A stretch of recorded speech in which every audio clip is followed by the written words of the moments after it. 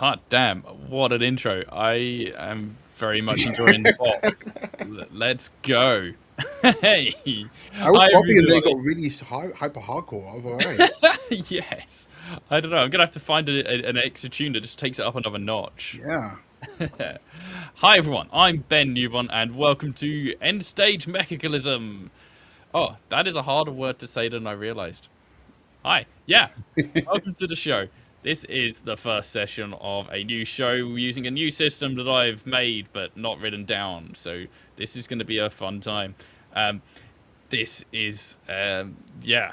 Uh, Thank you very much to Halfling Wizards Productions for having us all on. This is my first time on Halfling Wizards. But Will, our producer, is in the background making sure everything runs smoothly. So, yeah. Thanks, Will. We're going to do a little round of intros, and then we're just going to get straight into the game, because we've got a lot of fun lined up for you today.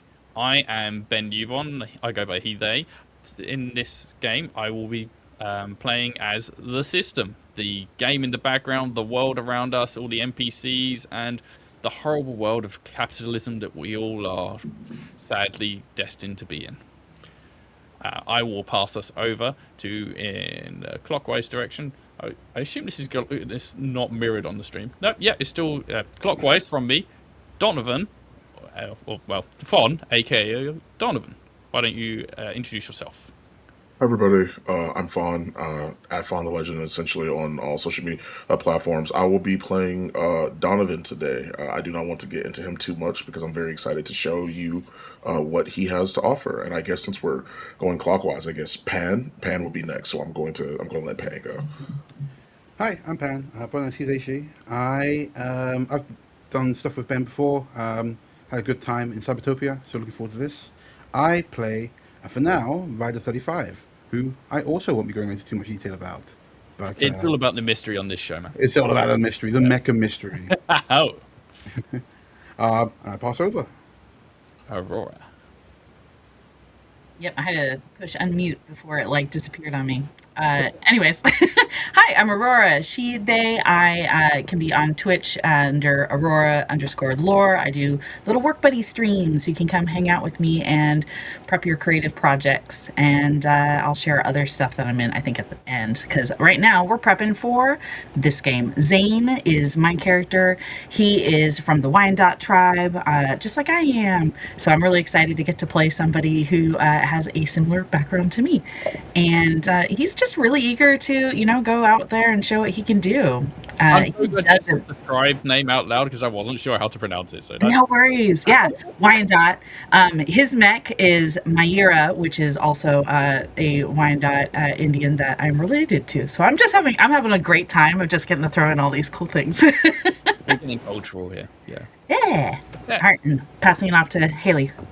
Hi, I'm Haley. Any pronouns are fine for me, but I'm playing Piper, who uses she, her pronouns. And I'm not playing someone with a similar background to me because she is a former Olympic athlete.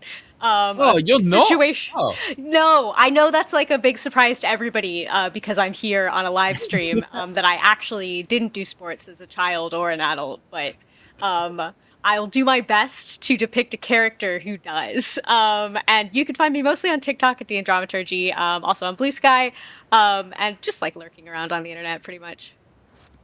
Cool. So yeah, this is a game about big robots, also known as mechs, and also capitalism, billionaires, class war, all that jazz. I don't foresee a lot of need for like major content warnings or anything in this. There's always the normal ones. There'll be no bigotry on this show. There will be no sexual stuff, consenting or otherwise, and there'll be no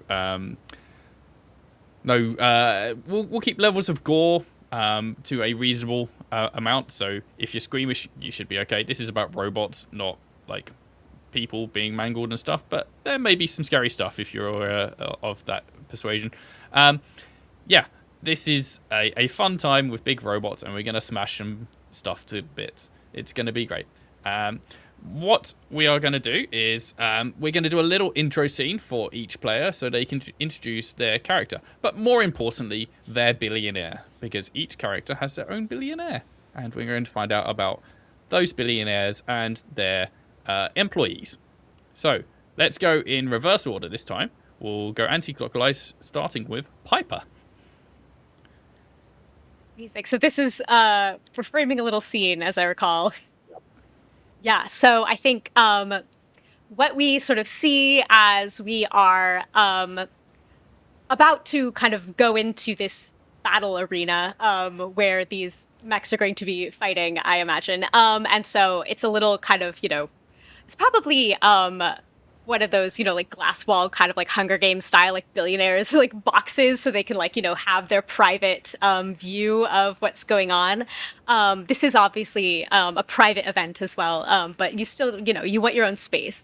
And so we see Piper, who is a kind of white woman in her late 20s. She has kind of like sandy blonde, kind of dark, light brown hair, wearing what looks kind of like a futuristic version of a fencer's uniform. It also, like those sort of Victorian ones, it has a little stylized red heart on the chest, but in this case, it is some kind of like high-tech port. And she is speaking to her billionaire. That's such like a weird way of putting it. And I'm gonna be so real with you. His name has just exited my brain. So I need to remind myself what I named him. Yours was Dirk Sylvester. Dirk Sylvester. Yeah, there it is. I was like, what's a real jerk sounding name? Yes. And he is a very tall, very slender, like kind of one of those like aggressively fit. He looks like he cycles like, for hours every morning and does like endless yoga, sort of gray hair, sharp cheekbones. And he is speaking very enthusiastically to her, kind of seems to be in a pose that's somewhere between like kind of a coach, but also like an instructor, like kind of giving advice, but also, trying to he's demonstrate. Totally one of those dickheads on LinkedIn that has like, this is my daily routine. I get up at 4 a.m. I go for a run and I eat 4 yolks of eggs and I throw away the whites because they don't give you protein. Yeah, absolutely. And his day is like structured in like 5-minute intervals. Absolutely. Does he take 4 minutes in the air when he dives into a pool? Yeah, somehow. He has a device for that. Just for that real grindset life, I love it. Yeah, absolutely. But yes, his attitude towards her is very much like, trying, it's like kind of a pep talk, but also can't resist a little bit of mansplaining and kind of like telling her what to do. Giving advice for how to like handle what's about to happen, advice about the mech that obviously she has piloted a lot at this point and knows how it works. But she's just taking it all in, like not stoic exactly, but that sort of trained neutral expression of just like nodding along and like letting it wash over her, but in a way where, it really seems like she's listening. I've created this show and I did not account for how much of a annoyance is going to be having these billionaire characters that I asked you to create to be assholes.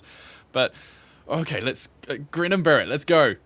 Aurora, tell us about Alrighty. So Zane is on his phone in the rooms that they've got for prepping. He's having a conversation with a couple of his friends from back home. He is complaining about this jumpsuit that he has to wear that he's just like been trying to squeeze into and is not looking forward to it, and gets the assistant of his billionaire walking in. Chloe, she comes in, she doesn't say a word, she just hits a little button on her screen and then holds it in front of her face and it pops up, and Everett Finn's face is just projected up to talk to Zane because he couldn't be bothered to be here. He's on his private jet on his way to the Pentagon. He's planning on watching this feed live with the US government military to kind of hype up his mech unit, and he's just going on and on about like, oh, Zane, I'm so glad that you're here. I'll be there in a few minutes. Just do what you do, be really great, and don't worry if it doesn't work out. I've got 3 people lined up to replace you. Oh, yeah, was that? Okay, cool. And he's off as quickly as possible. Zane kind of rolls his eyes, gets the rest of his jumpsuit on, like tries to say hi to Chloe, and she's already turning around, heading off.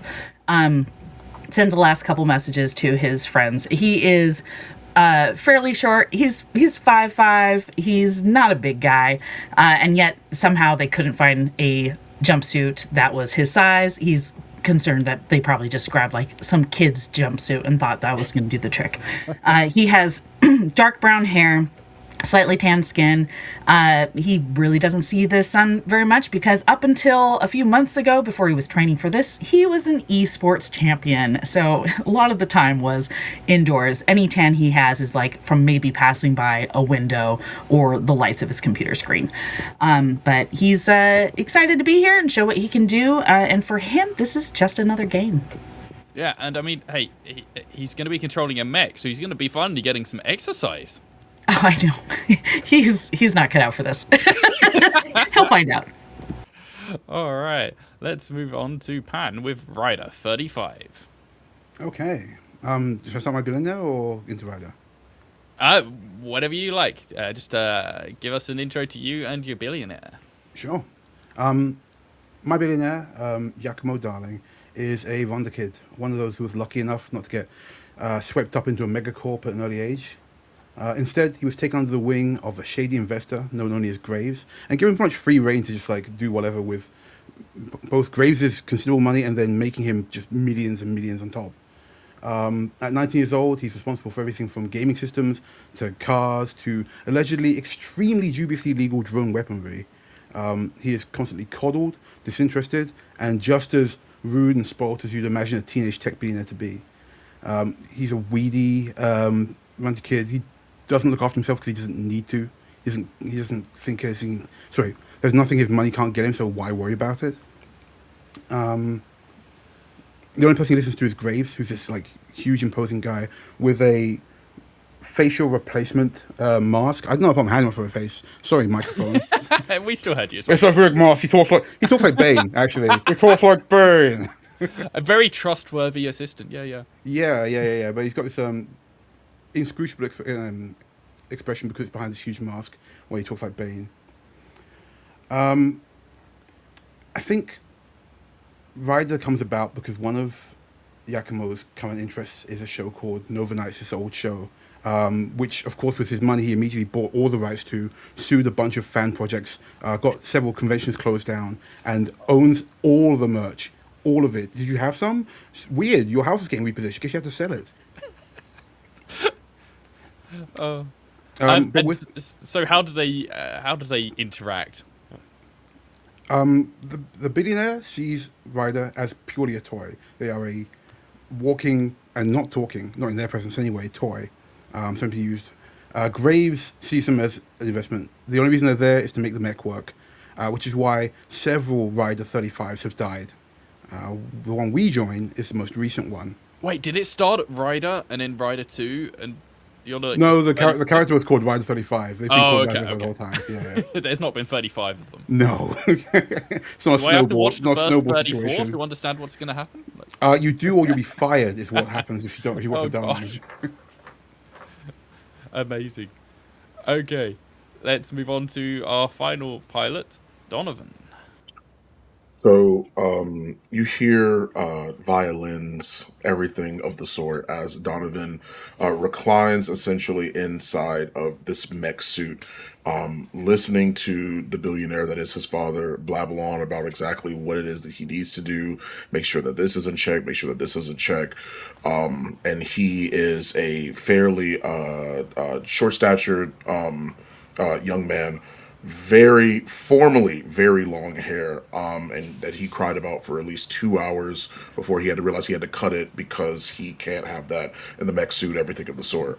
Very posh, very like filing his nails as he's sitting like in the mech suit, everything of the sort, just listening to this amazing orchestra that is not a CD, but he had an orchestra play for him so he could listen to essentially in the mech suit. So he's got like a speaker that's like in there so he can hear them still play in the house. They're not I'm physically imagining there in with the him. actual garage Yeah. where it's being stored. Yeah, There's an yes, orchestra. yeah, yes. Like there are, he has the speaker in his cockpit, but there's an actual orchestra of these very well tailored men and women that are just playing everything of the sort as his father drones on, essentially about the mech schematics, everything of the sort. He doesn't say anything. He kind of just like listens, filing his nails, checking them, everything of the sort, as he resides in the Royal Regent, a mech that is of his own design, but has been tampered with due to what he would label as the incompetence of his father and brother.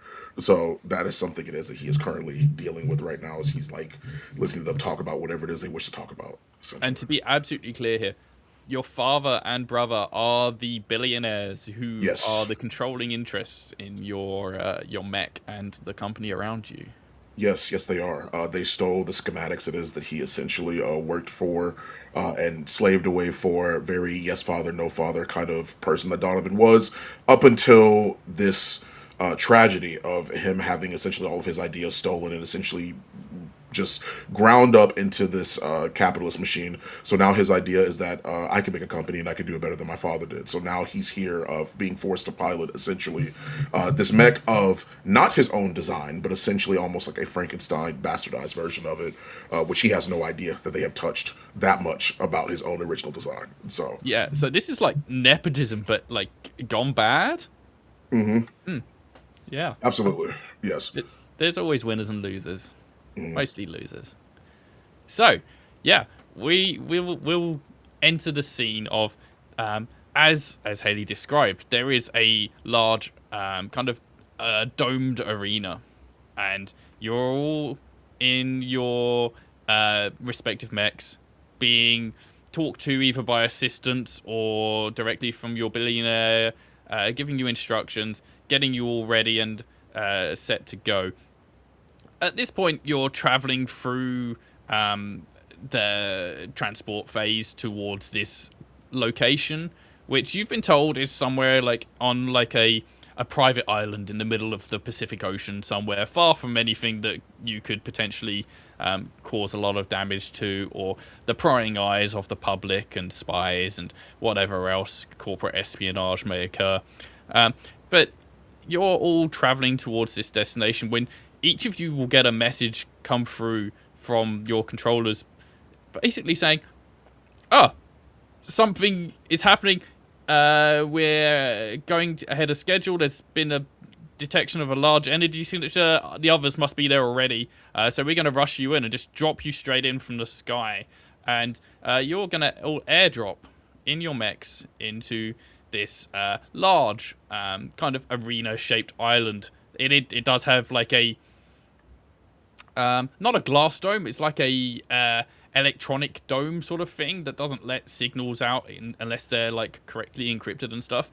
But yeah, you get airdropped from these helicarriers or whatever out into the sky. And I'd like each of you to describe your mech as it does some sort of cool landing into this arena.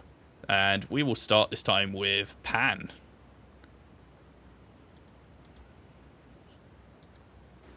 Okay, sorry, I was visualizing too much and I didn't think of anything. But I'm too evocative, sorry. I'll yeah, turn. damn you. The mech that steps out, I guess it's like let go, right? The one that is these big Yeah, like, it's just hanger booted out. things. Unceremoniously Yeah, gone. just ka-chunk. It's let go. It's a very almost like a toony looking mech. It just kind of like falls straight down. There's no fanfare to it. It's rigid almost. And when it hits the ground, think about like like the slightly janky sort of like a Megazord type thing.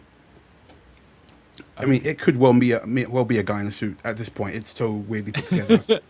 But it hits the ground, does the obligatory superhero landing, but then stands stock still, waiting for instruction. Okay, let's go Aurora.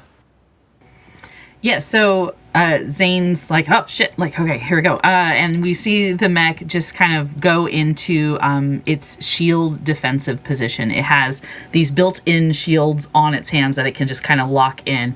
And think of like the ultimate mech cannonball, shield first into the ground. And it nice. just, big, huge crater. and then just like folds back up, ready to rock and roll.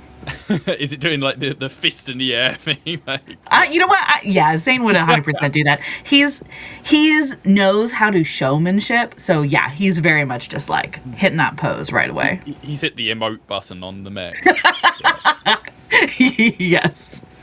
Okay, Haley.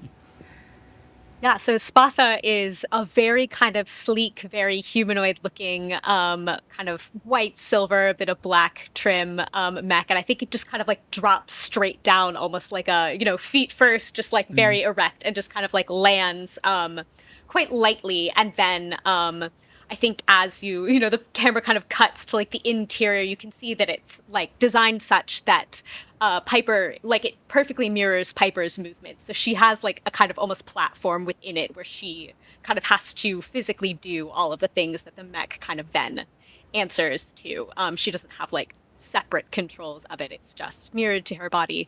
So she and the mech in unison kind of do the thing of like flick an arm out, and this electronic blade, like lightsaber style, kind of forms along with that gesture, and then does the like classic fencer pose of like sword in front of the face, very upright, ready to go. Nice. Okay, finally, let's see Donovan. Donovan, of course, being the man it is that he is, has to come in with some flair, right? So you all would hear this kind of siren go off, and it would go, "Make way for the king, make way for the king," as it gets as this four-legged, essentially this quadrupedal, gold-plated, beautiful sheen mech gets essentially booted out of this plane and everything of the sort, this hangar essentially where they are. He had to make sure that, of course, the orchestra and everybody was safe first before the hangar actually ended up opening up, because he did bring them there for the music. There's no fanfare this time, but as he's landing, it's just this golden, beautiful, really well designed, or like really like essentially good looking mech that has these two long range kind of like particle rifles, essentially, with rings that are adorning each of its fingers. As this glint comes out of the sky, lands, and as it sits there, he goes, "Wait, what did I? Oh, there it is!" And he hits a button, and there's an explosion that happens behind him, essentially, as he strikes this unbelievable like pose like this, essentially, and Stabbing. yeah, right, exactly, exactly. And as he hits the ground, he essentially decides to search for exactly what the threat is. He's not worried whatsoever. He's got his feet kicked up on the dashboard inside of the mech pilot, inside of the cockpit. But he's the mech's ready to go. It's ready to go. Okay, I think with that, we're going to have our first roll of the night. And, Fawn, I would like you to roll for a detection kind of roll. Okay. So you can add in anything from your character sheet that you could include in, like, detection or searching or that sort of thing. Okay. And tell us what you're including, if anything. Okay. For detection, listen, he's not a very perceptive guy whatsoever. That's definitely not the thing it is that he's going to do. So I believe, how would I roll this? Would I just roll a natural, like a D20, essentially? If you got nothing to include, you just roll a D20 and then add Okay. So I will roll this D20, and for perception, he actually got an 18, actually, on the roll. Yeah. That's good. So, yeah, I think all four of you have landed at this point, and some of you lighter than others, but a big dust cloud has gotten thrown up, specifically by Myra, as the cannonball thuds down, and probably the ground shakes as each of you, particularly also Donovan, with the Royal Regent, the gold plating, pretty hefty. So, yeah, there's a lot of dust, and as it's settling, Donovan can see out across the landscape of this island three other mechs, four including his own, each kind of at the cardinal directions of the island, north, south, east, and west, fairly spread out, a few hundred meters between you, and there's like a static in the air, a crackling kind of sensation that everyone, I think, can feel going through this island of arena that will get going on. You've all been given the directions of, this is the big test stage for your mechs, though you have maybe practiced in them a bit, you've never had like full combat in them. Now is the opportunity for you all just to let rip and see what can really be done with these bad boys. So, Fon, as you rolled, and you rolled pretty well, I'll give you the opportunity to make the first decision of what are you going to do when you see all these other free mechs around you, and you know these are the people you're supposed to be going for. Okay. Donovan, first thing he's going to do, of course, is talk.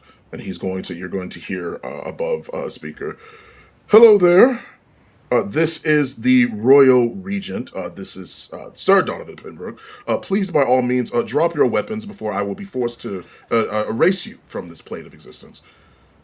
Does he? I feel like he'd have a theme tune playing for himself as well. Like, Yeah, but like once again, they've been in there tinkering, so it's like it's this music that tries to keep starting up, but it keeps failing, and he's getting pissed off. So that's like so his patience is already pretty low on that. There's no fanfare. It's just his voice essentially. all right. So, does anyone want to lay down their arms and just let Donovan have this? The Grand Star just ahead turns slightly just to look at Fawn. Yeah. But then I think turns Zane's back. mech Myra just he's very excited about the fact that it's got full 5 fingers, and he gives him a middle. So Donovan goes, "Oh, how dare you, barbarian! You brutes!" Does anybody react in an aggressive manner? Is anyone going to be taking off at him, or? I know, right? I think Zane's very much he's more tactics minded, and he's probably done what he could to find out about the different mechs he's going to face. I'll let you decide if that's something I can roll for any information I might have uncovered. But other than that, he's wanting to see what everybody else is going to kind of throw. He is more of a defensive mech. Let's do that. Let's have a roll then to see of your What info? Love it. Yeah. Great. Well, I will add in my gamer tactical mind. I think that's a +3. And that is a 19. So that'll bring me to 22. Damn, that's great. Okay, so because you got over a 20, what we'll say is this will give you a preparation, and this will add a +3 to future rolls. Probably the first roll against each mech that you roll a contested roll against. You can have a +3 to that. Nice. So you can put that in your temporary bonuses at the bottom of your sheet. Yeah. +3, I don't know, intel, I guess. Nice. So, yeah, okay. Let's, I'll have each of you reveal something about your mech to Zane. Haley, what is something special about your mech that Zane would have picked up in his snooping? I think you would have learned that Spatha is also built more for defense than offense in a way, and that the aim of the mech is to kind of disable others' systems rather than cause massive sort of structural damage or like be a bit like a tank like yours. The big flashy sword is more for looking flash. It's more that like it's not for cutting through things. It's like the electricity is the important part of it. Can we swear? Yeah, I think we can swear. God, Great, I hope so. I really do. I gotta go if we don't swear. Well, I'm sorry, but this is now a swearing podcast. It's more like it'll fuck up your controls rather than like cut off your arm. Yep. Nice. Okay. Fon, what's special about the Royal Region? What's special about the Royal Regent is that despite its heavily gold-plated exterior, like it looks fairly big. The guns it is that they're holding are definitely made for either mid to long range type combat. The joints it is that it has look detachable. There's joints it is that are apparent that where like of course it helps it bend everything of the sort, but it doesn't look like it looks like they've been put on, not that that's like essentially how they're supposed to be. It's like a kid's gotten an action hero toy and just like stuck a Yeah, couple of extra limbs on it. Yeah. Yes. Okay. And Pan, what about the Grand Star? What's special about that? Much like ones actually. At a glance, the joints the whole thing seems a bit audacious. It seems to be designed more for aesthetics and any real combat capability of such. And as you check it out, you do notice that the armor looks thin. It doesn't like it's got much in the way of any kind of like real offensive capabilities. It's got some kind of like a sword on its back, but it hasn't even reached for it. And at a glance, it looks like it's fairly weak as well. It looks like somebody who didn't really care what they were doing with making a Mechaclysm model. Yeah, again, someone's taken a toy and just stuck loads of bits on it. Yep. Yeah, this looks cool. Have a sword on the back. What's it Yeah. for? Yeah. I mean, Past the Gumpler. if after that nobody else seems to be making a first move, Zane is gonna have Mira just kind of like do a like come on towards Spatha and The Grand classic Star. kind of, Matrix Morpheus. Like, No, not that one. No, They no? come Okay. follow me, and he's going to close in on the Royal Regent.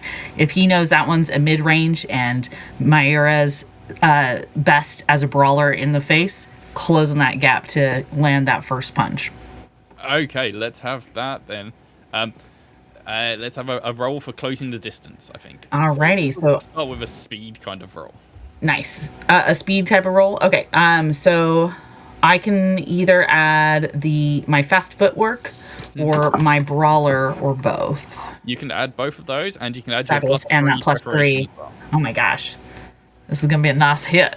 Please roll high. It's a whole 6 to start us off, but that's okay because we get to add another 6. So that puts me at 12. Okay, so what happens because you had the temporary bonus when you roll under a 10 or when you roll a 10 or under on the dice, when you've got a temporary bonus, you lose that temporary bonus. If you had rolled nice. an 11 or higher, you could have kept that +3 against Donovan going, but you lose that against him. But you'll just still a have 9. your +3 against Piper and Rider 35, so we'll keep that in mind. But yeah, you come charging in towards the Royal Region. Donovan, how do you react to seeing this smaller but beefy looking mech coming at you? Donovan, actually, on one of the specialist components they have, you will see that even though that I pointed out the guns, one of the rings pops off actually, as they approach essentially, and it will fly directly at the mech in response. It is an EMP grenade out of the ring, essentially. Okay, let's have a roll for that then. I have +1 to that at least. So let me see. Rolling a natural d20. That's an 18. I got an 18. Okay, Aurora, you've got a EMP grenade coming at you. You've run in. What are you going to do to try and avoid or defend against this EMP I was grenade? going to ask, is this this isn't a contested roll, yeah? Or is it a contested Yeah, roll? this is a contested roll. Okay. So I'm rolling. Oh, I guess I can. Okay, so I can add my. I'm gonna try and dodge with my shield up, possibly to add. So I'm gonna add a +1 for my shield, +1 for fast footwork. And I don't want to use my. You know what? It's an EMP. I don't want to be taken out. I'm gonna go ahead and use my missile breaker with this. Okay. So that's your special move. You get a That's my +1 special for move. that. It's your first kind of. yeah, a little early to use it, but we'll use it. It's fine. It's fine. You're trying to beat an 18 total here. Exactly. Okay, so I got a 12, 13, 14, 15. So no, 15 total. Okay, so the damage you take here, it will affect your mech's integrity, which starts at 30. Is the difference between the two rolls. So Fon rolled an 18, you rolled a 15. You take 3 damage to your integrity there. Cool. I think probably what happens is this ring just comes flying towards you. You are prepared for this. You know what this is, but the speed with which it happens perhaps takes you off guard, and you get this little burst of EMP, just frazzles the system for a second, and your mech just kind of stumbles and comes to a halt just before reaching the Royal Region. Piper, Ryder, Yeah. you both see this happen.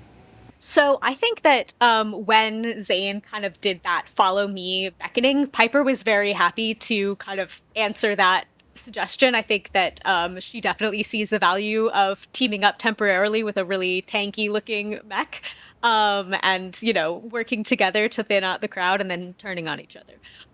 So I wonder if she could possibly somehow use the kind of like distraction of this explosion to slip in and try to strike at Royal Regent with her sword. I like it. I like the image of like there being a dust cloud behind the Myra, and you're just kind of trying to slip through in the wake. Yeah. Yeah, like I'm like almost skidding underneath it and like coming up, like out of the dust cloud. Okay, let's have like a stealthy kind of roll then to see how far ahead you can get. Yeah, fantastic. So my background, I am an Olympian, and this is definitely a very athletic move. I also have pneumatic joints in my mech to allow for like super flexibility. And I think it is the kind of muscle sync technology allows the mech to answer very precisely to like exactly what Piper's like skill allows her to do athletically. So that's going to be a +6. Let's go. And thank goodness for it, because it's only a 7 on the die, so that is 13. Okay, so I think, yeah. Initially, you're in that dust cloud, but the dust probably settles quicker than you were expecting it to. Maybe a gust of wind comes along, and, like parts it, and suddenly the your mech is just standing out in the open, like, oh yeah, hi, here I am. Pan, Ryder is observing, reacting. Yeah, taking it so all in. I was going to say, do our handlers have a access to speak to us at all? Yeah, they've got a comm system to you, and only to you in there. Then I think Ryder in Grand Star doesn't do anything, just watches this happen until their handler comes over in a crackle of static, and something is said, and they make a move. Like the mech, the Grand Star does again, big Megazord, like big stompy walks coming towards the fray, and draws that huge sword, and they're going to bring down over who was at the back. That would be Piper. Piper, going to bring that huge sword down on your back. oh, as you were trying to be sneaky getting in there, Ryder has come up behind and is going to take a back stab at you. Let's have some rolls then. First we'll have Pan with the attack, and then we'll have Piper with the defense. I'm going to add my dirty fighter because I'm standing in the back. Mm-hmm. It's 11. Okay. All right. I think I'm going to do a kind of similar move as I just did. Sort of the muscles sync to the pneumatic joints, this like Olympic level athleticism. And I do think, what are you coming in with? Like, what is your like weapon? It's a big sword, but it looks like somebody, again, like it was made like a prop. Think Megazord Power Range type stuff. It's that kind of big sword. Okay, cool. Then I'm going to use my sword as well to kind of come up and parry in very fencerly style. Oh, nice. Yeah. That's a nat 20. Whoa! Yeah, Okay. +8 for a 28. Wow. Okay. Well, so if you'd been attacking, you would have done a fuck ton of damage to Ryder right now. But because this is your defense, it basically means you take 0 damage. But because you've also just rolled a nat 20, you get to now define a new move for your mech. So this would be something related to the role. You do something fancy here that is going to allow you to completely defend yourself against this attack. And I'll say that sword, my sword, that's bent. Like you hit it, and it wasn't built as nearly as good as yours, and it bent over your sword as you defended. I think it's like an electric blade, so maybe it just like slices through it. Sure, yeah, absolutely. I'm gonna say that maybe this is a special like parry move, and rather than being just like parrying with the blade, it's like the blade like flattens out into a temporary shield. I'm imagining kind of a like, because he's come up behind you, you do like a pirouette kind of spin kind of thing, and just like deflect it and then slice off the end of the sword. That's cool. I love that. I'm trying to think I'm imagining I'm trying to think of some kind of pithy phrase for like a defensive. I mean, it could just be defensive maneuvers. That's a bit generic, though. How about pirouette parry? Pir- Pure. I yes, think. Or fantastic. a parriette? And this is Oh, no. plus. No. Sorry, And go is on, this, Haley. is this a +1?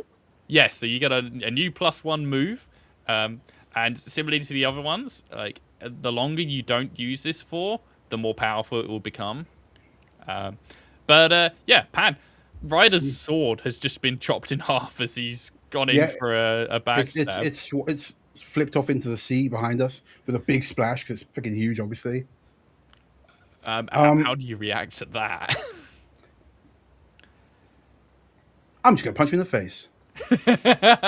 Follow-up punch. Yep, it's again. This isn't how these kind of like mech battles usually go, but this is just a straight up punch in the face. That is 13. Me? Okay. Yep, against Piper. Let's have another defense. All right. Yeah, I don't think that she can use the sword to defend against that. But once again, it's just trying to like dodge out of the way with this like. Yeah, you've Deep made this synergy. elegant move, and I've just gone, bam. Like there's no sportsmanship on my side. That's a 12. Ooh, what did you roll, Pan? 13. 13. Okay, so this one connects, but it's like a Yeah. glancing blow. It's not going to do a lot of damage. You only take 1 damage to your integrity. And probably you stumble backwards, and I think that as this happens, you maybe fall as you're now facing back to back with the Myera, and the Spaffer just kind of stumbles back and backs into Myera, taking 1 point of damage. Aurora, this is going on behind you. Are you still focused on the Royal Regent, or are you going to now turn and engage the people who are having a tussle behind you? I think it kind of depends on how close we got to the Royal Regent in that movement. If like they're right there, I think Zane's going to be like, no, I want to try and lock in and hold this guy down for a moment. But if it's still a good amount of distance with that EMP, then I'm going to turn around and join in with Sarah. So I guess it kind of depends. Like where would that EMP have gone off? Probably about 50 meters between you and the Royal Regent right now. That's like, what, 150 feet? I know. How big is an mech arm? Is that reaching your distance? That's definitely not within reach. Reaching distance. Great. Okay, so with that, the defensive maneuvers right behind, going on from Spatha, Zane's going to take Myra and turn around to see if once that punch was thrown by Grand Star, see if can kind of get into a grapple with that fist, if that makes sense. Okay, gonna step in. We're gonna try and do a grapple, and if it works, Hey, I've got some break it other up, kind break it ideas. Yeah, should I roll that as like an attack kind of thing? Yeah. Yeah. All right. Cool.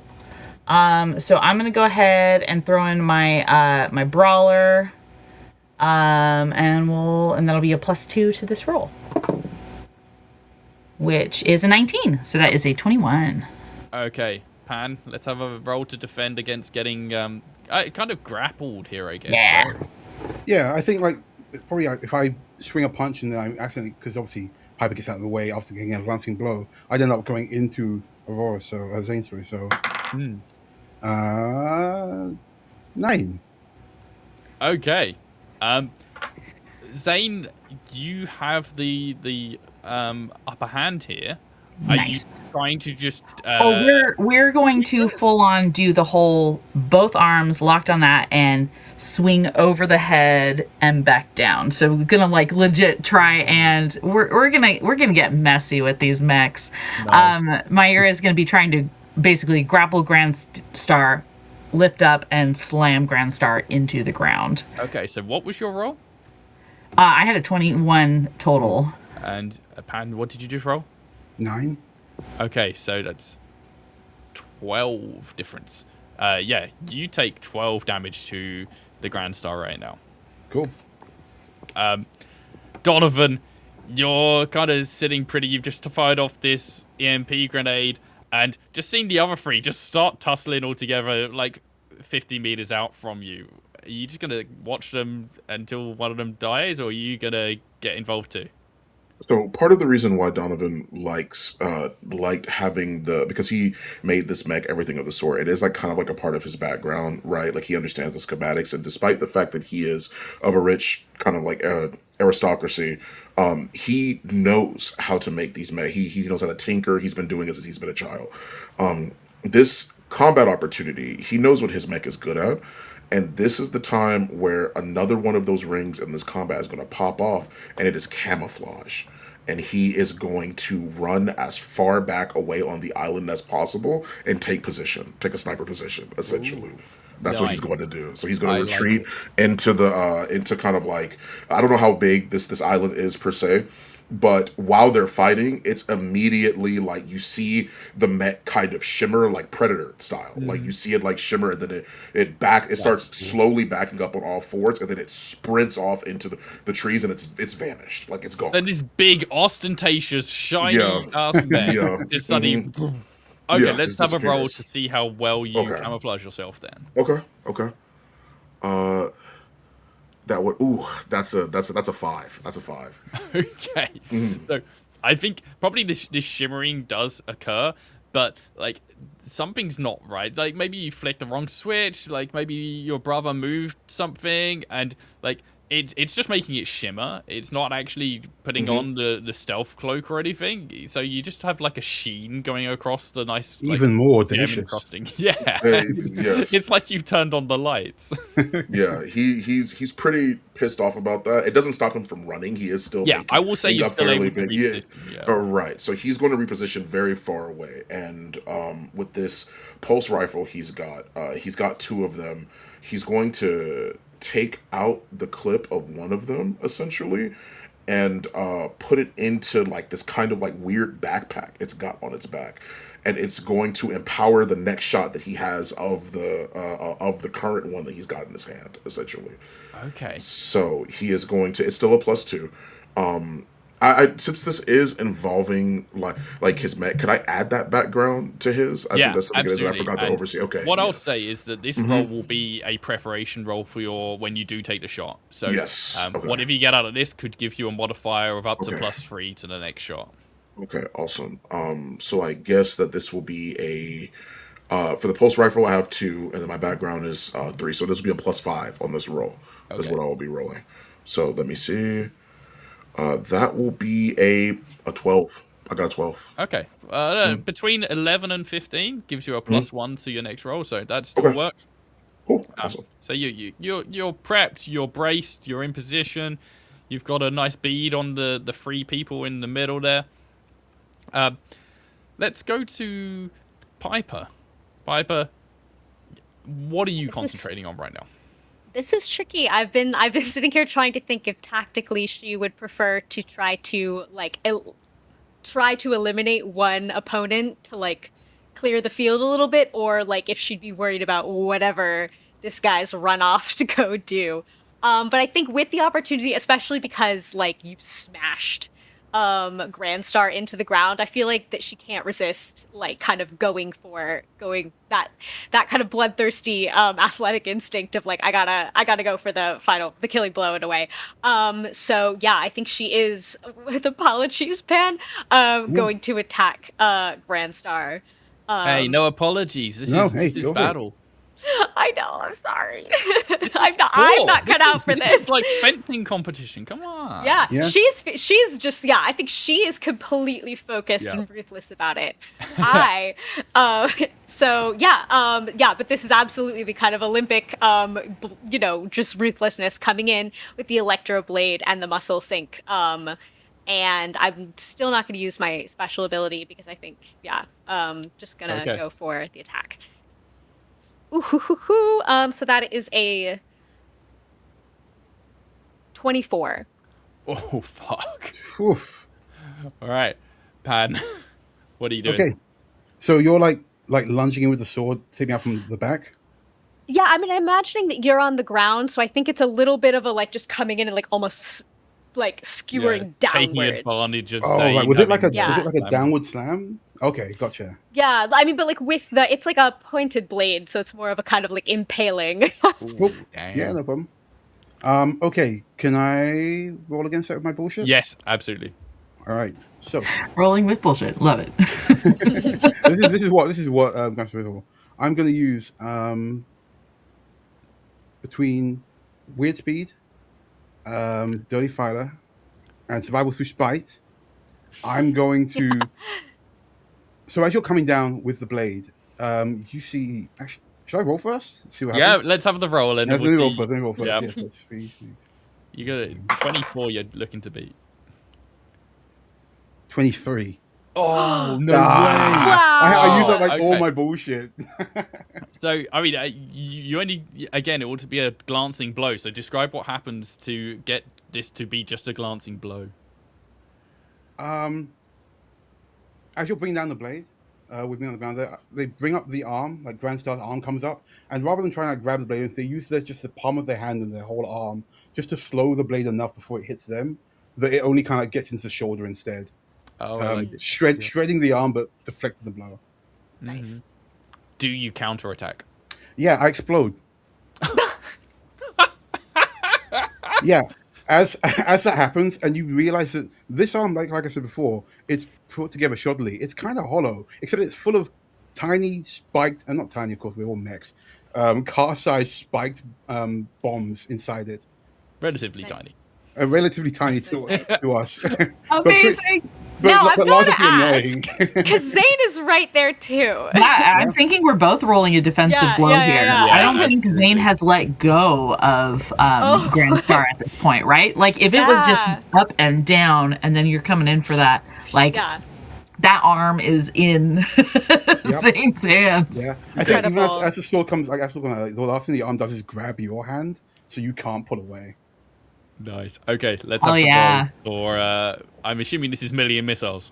This is medium missiles. Yeah. Amazing. Is this special?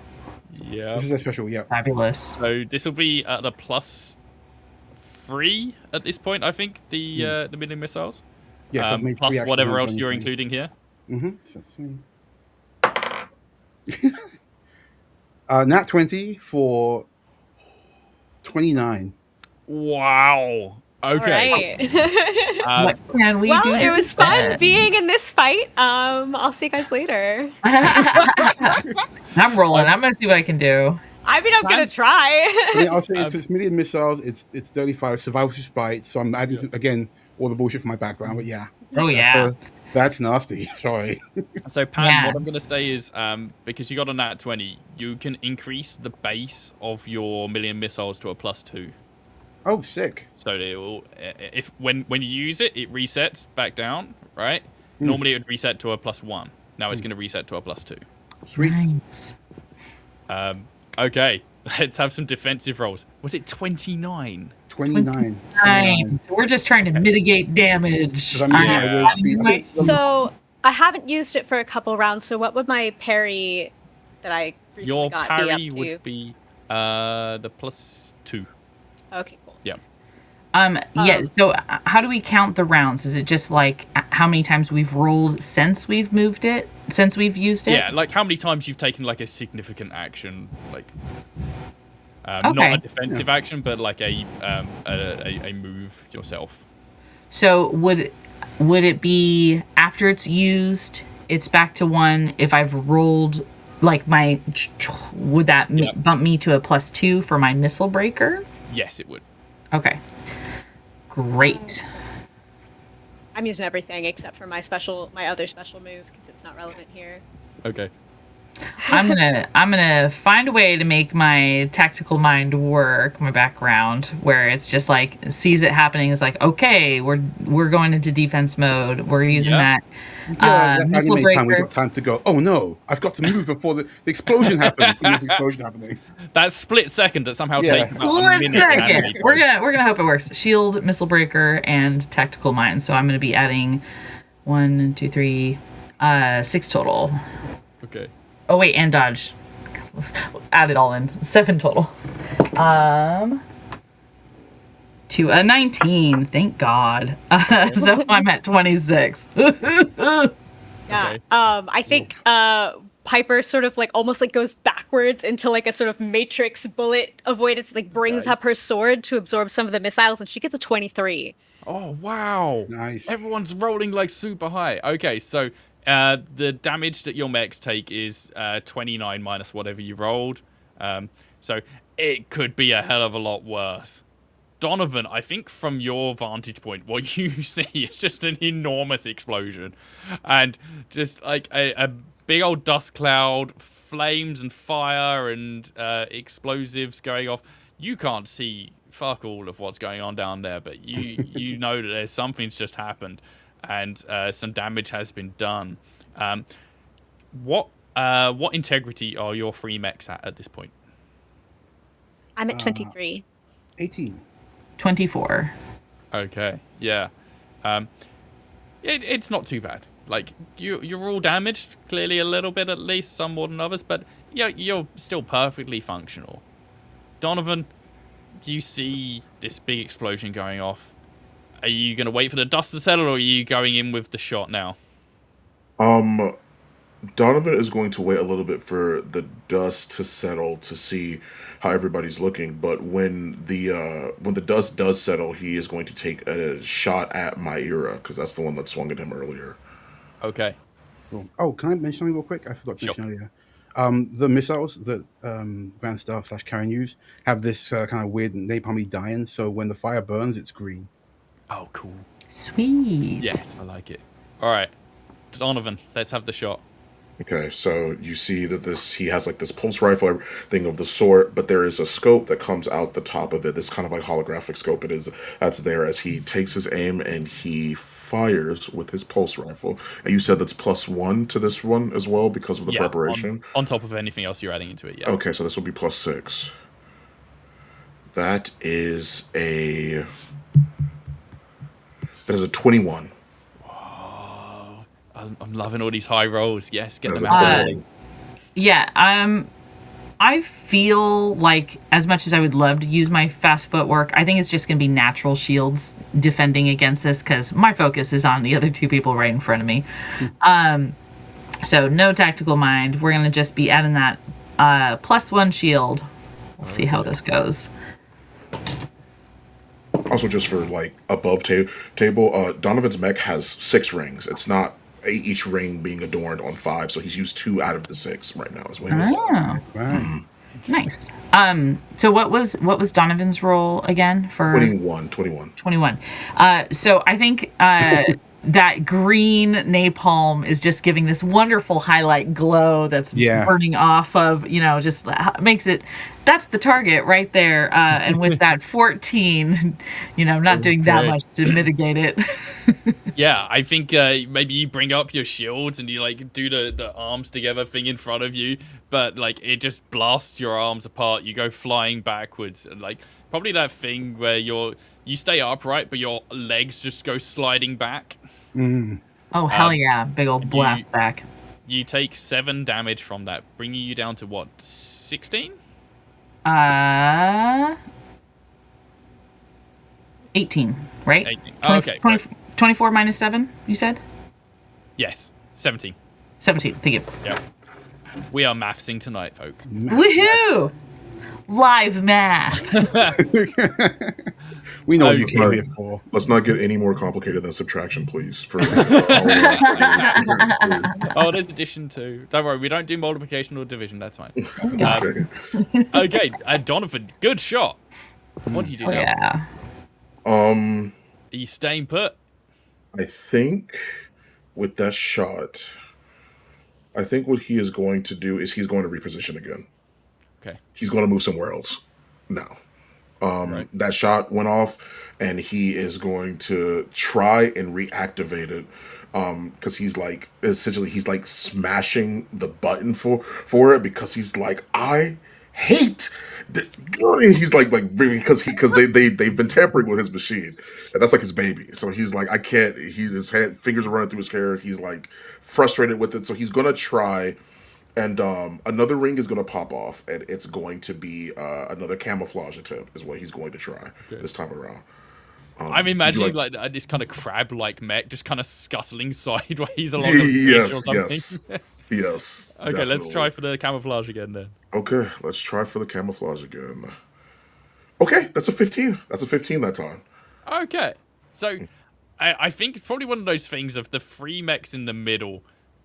See this shot, blast the Maera way back, like another 10, 20 meters or something.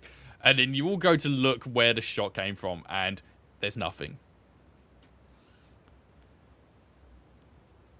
Piper, how do you react to this occurrence? You've just been blasted to bits by a million missiles. You've seen a blast from nowhere zip your temporary ally a few meters back. I think that she's definitely like head snaps to the direction of the shot and like kind of annoyance at not being able to see where it came from. I think considers for a moment like kind of going that direction, but decides that's just making a target for herself. And she wants to try to cut off this million missiles arm. Ooh. Okay. Pan, can you describe for us what it looks like on the Grand Star after this explosion that they've set off? Sure. Well, it's a good thing you want to cut off the arm because they're both gone. They were full of bombs when we grabbed you guys, not that. and just both got blown off. The Grand Star is laying on the ground, like, just kind of flat. It's like lame-ish anime-esque face, just kind of staring up into the air, and its chest is just out there. The arm's been blown off each side, though. Okay. Are there other limbs? Oh, legs. Oh yeah, I'll try and slice off a leg instead. Maybe make it so you can't get back up again. Oh. Wow, this is brutal. I love it.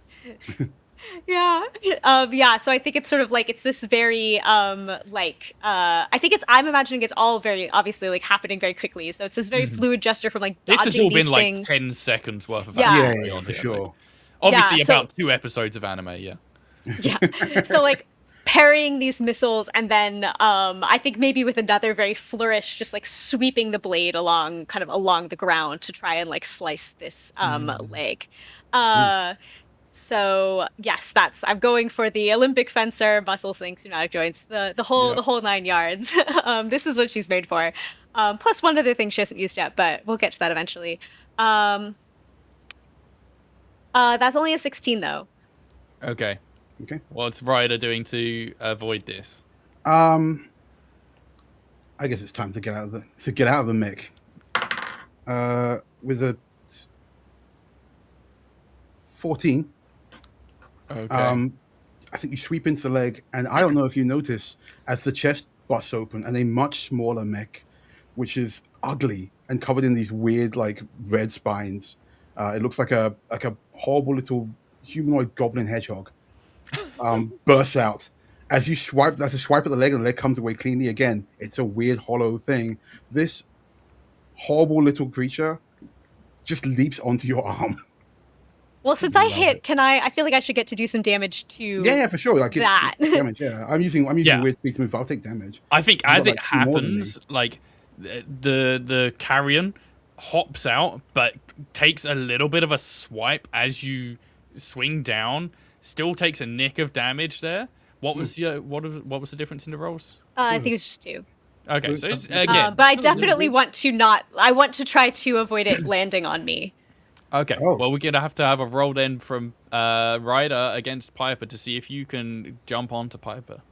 Okay. 35 survival through spite, weird speed, and goblin mode. Mm-hmm. Yep. Goblin mode is on. 16. Cool. Okay. Yeah, I'm going to use my parry and the general athleticism to try to avoid this thing landing on me. Yeah. Oh, yes. That is a 27. Nice. Holy fuck! What did you roll on the dice? Wait, actually, so sorry. That is wrong. That is a 25. Because I had a +8 and I rolled an 18. Wow. Okay. So yeah, you slam down on the leg of the larger Grand Star, and just cut it clean off. And as you're doing so, the carrion comes emerging, like burst out of the chest like a chest buster. Yeah, just like one arm smashes out of the chest. Yeah. Claws the whole thing out and then jumps out. You just manage like, to nick it as it flies Yeah. up, and deftly dodge out of the way as it comes towards you. I'm imagining the carrion just goes flying over your shoulder and lands somewhere in a pile somewhere Oh, behind nice. you. Yeah. I love that. Yeah. I imagine this is also very disorientating for everything that's just happened. You're like, wait, was that the pilot? Is that what the pilot looks like?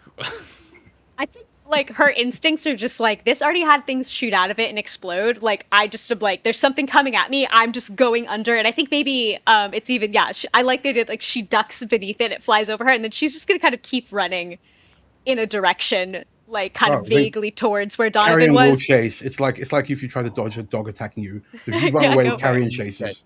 All right, let's have a contested running roll then between the Carrion and Spaffer. Okay. 18. 17. Okay. 26. My Got another God, 18. rolls. Sorry. Wow. Okay. So I mean, I suppose it makes sense. Piper is an athlete. She's really quick. Her mech is a sleek, agile thing designed for movement. Just goes charging off in a direction that she assumes the Royal Regent must be. And the Carrion is in hot pursuit, but Yeah. is kind of falling behind. It cannot keep up, but you're chasing behind. Zane, you have managed to keep yourself upright. You've kept your feet, and you've seen the other two just kind of going at it and then just bolting off. Well, how big No is sign at all of Carrion? Royal Regent. How big is Carrion in comparison to like the other mechs around? Like half size? Half the size, give or Half take. size. Okay. Cool. We're going from like Megazord to like a component of a Megazord. Yeah. Okay. Ooh. Gotcha. Nice. Yeah. I think after that big blast off, and very much, not at half, but definitely not at full capacity. Zane's taking Myra to focus on where the Regent was from that blast. So I'd like to say has been just trying to figure out a direction, whether that's through tactics of like, okay, I saw that this is where the blast from. I don't think it's there anymore. I think it's moved on. If But I hasn't- were him, where would I be? where would I go? Yeah. Getting in the head. Yeah. Yeah, so just trying to locate him, which I'm cool for rolling something, or just trying to play off of that, whatever you want to do. Yeah, let's have a roll. See if you can yeah. narrow down where they'd be. Yeah, so let's throw that tactical mind in there. And that is a 15. Okay. So Donovan rolled a 15 to do their hide earlier. So I'm gonna say that you can get a vague idea of where he's gone. At least directional. Okay. You wouldn't be able to target him if you had like a gun to shoot back with. You wouldn't be able to like probably hit.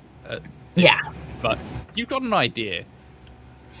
Um, You're the furthest away at this point. The other two are running in that vague direction as well. Yeah, I think if are we thinking it's kind of fairly flat terrain? There is a little bit of terrain. Yeah, I'm imagining almost like a bowl shape kind of thing. There's like Ooh, fun. a line along the top, which is where Donovan is hiding somewhere, and you're all in the middle in the kind of flatter section. Nice. Okay, so the direction that Spatha and Carrion is going, Zane's going to take Myra to kind of like pincer around the other way and hope that we can kind of find the Royal Regent in that. But because the Royal Regent's still there, just has some kind of cloaking thing. So Zane's going to use Myra to like scoop up some of that loose dirt that's been gathering and is going to try and get as close-ish to where, like still keeping some range, but trying to like close that distance, and then is going to throw that sand to kind of like highlight like where is he and see where it bounces back and see if we get like a silhouette of him. All right, let's have a roll for doing that then. Okay. What you'd include, but anything you've I got. have no idea. We're gonna do tactical mind. Yeah, and I've got something. If this doesn't work, I've got one other trick. This is some gamer bullshit. It is gamer bullshit. And I was a 19 with a +3, so that puts me at 22. Okay, Fawn, let's have a roll from you to see if you can maintain your cover. Yeah. 22 to beat. Alright, let me see. Nope, I don't beat it. That's an 11. Okay. Yeah, you throw this dirt out, and I think you didn't realize quite how close you'd gotten to where Royal Regent was. But like, you throw this dirt out, and it's like meters away from you. Fabulous. Yeah, great. As soon as it's like there is going straight in for, again, a little bit of that grapple move. Royal Regent has 2 arms up and 4 down, like 4 legs, right? Yes. Yeah, so instead of going for the 2 arms up with the gun, is actually going to try and go from behind and basically try and grab the midsection. I'm imagining what's happened here is that the Donovan has been focused so much on what the other 2 that were running towards him were doing, missed that you were coming round and flanking, and you've just managed to sneak up on him. So I'm loving to get to throw in some WWE stuff here. Like, this is what we're going I'm picturing like Put a him in full the hole. rugby tackle right now. Like Roman Reigns spear him or something? And they've had the judo going on, and my daughter's really into judo, so I'm just like, yes, get on that judo grip. Yeah, so I guess this is not necessarily a damaging attack, but very much just trying to get in on that grapple. See if I can get a hold on him. Let's have that brawler in. Yeah, so we're gonna throw in that brawler on my roll. So just +2. Only rolled a 2, so just a 4 total. Does not succeed. Let's have Donovan's defense. Right. Oh, You know, it's a 4-legged creature. Like, how do you? that is a natural 20. Yes. Yeah. All As right. you go to like reach for them, of course it's a long range suited mech. It's quadrupedal, but the minute that you reach out, a barrier comes up immediately. It's like a dome that goes around him essentially, and it essentially like bats you away. It's like running into a wall, right? Like it just kind of like knocks you back. Kind of thing, yeah. Right. Nice. Okay, well, you can add yourself a new move, a new special move for like force shield or something along those lines. So yeah, I guess it's probably almost an instinctive reaction because you notice this dirt get thrown all on you and like reveal your position. So immediately barrel up, and yeah, the Myra like goes to pounce and just bounces off this barrier and falls to the floor. As you do this, can I have you please roll some sort of observation roll? Me? Yes. Oh, Both of you, in fact. yeah.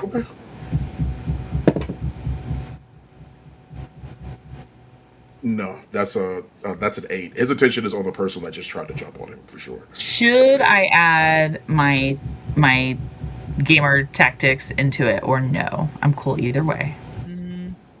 No. Okay, 19. Oh, okay. It's not like you need it. It's just like how well You do can I do it? ask. Get it. Yep. I like feeling special. So Donovan, I think, is focused on, oh, I'm in defensive mode. This person's attacked me. I'm lining up my next round of actions or whatever. Zane, as you bounce off this, you fall to the floor. You roll around a bit. You notice movement, like under the gravel that's around you. You can't tell what this is from. It could just be like the rumbling of the ground from all this movement and stuff, or like the reverberations from all the explosions and the attacks and stuff. But yeah, there's definitely there's movement around you in the ground. Let's go over to let's go to Donovan. You now have the chance to counterattack.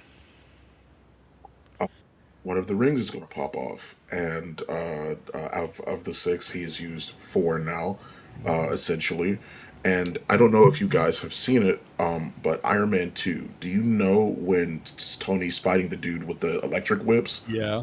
Yeah. So that pops off, and one of his arms essentially is encased in like this electric like tendril kind of. It's like a whip, and it drops down, and he is going to throw it out essentially at the Myra, and essentially try and wrap around it so it can electrocute it and shut the mech off. Is what they're trying to do. Okay. Essentially.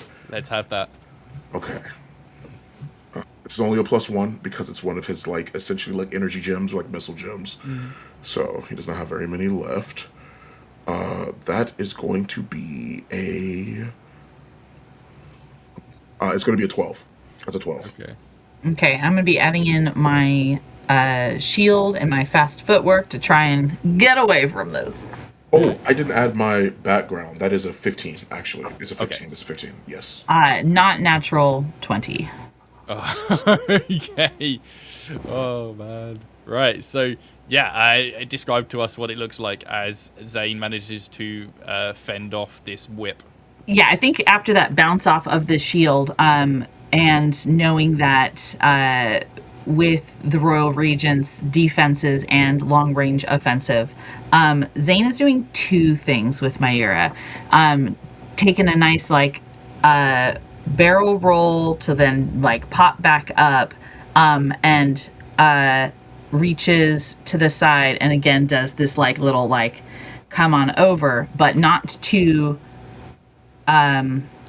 Not to the Royal Regent. actually does two things. It's kind of like bring it to the Royal Regent with also another hand pointing in, basically like Spatha, get in here. Okay. Carrion, get in here. Right. I'm going to keep this attention on me for a second. I like it. I think that's certainly going to be working right now.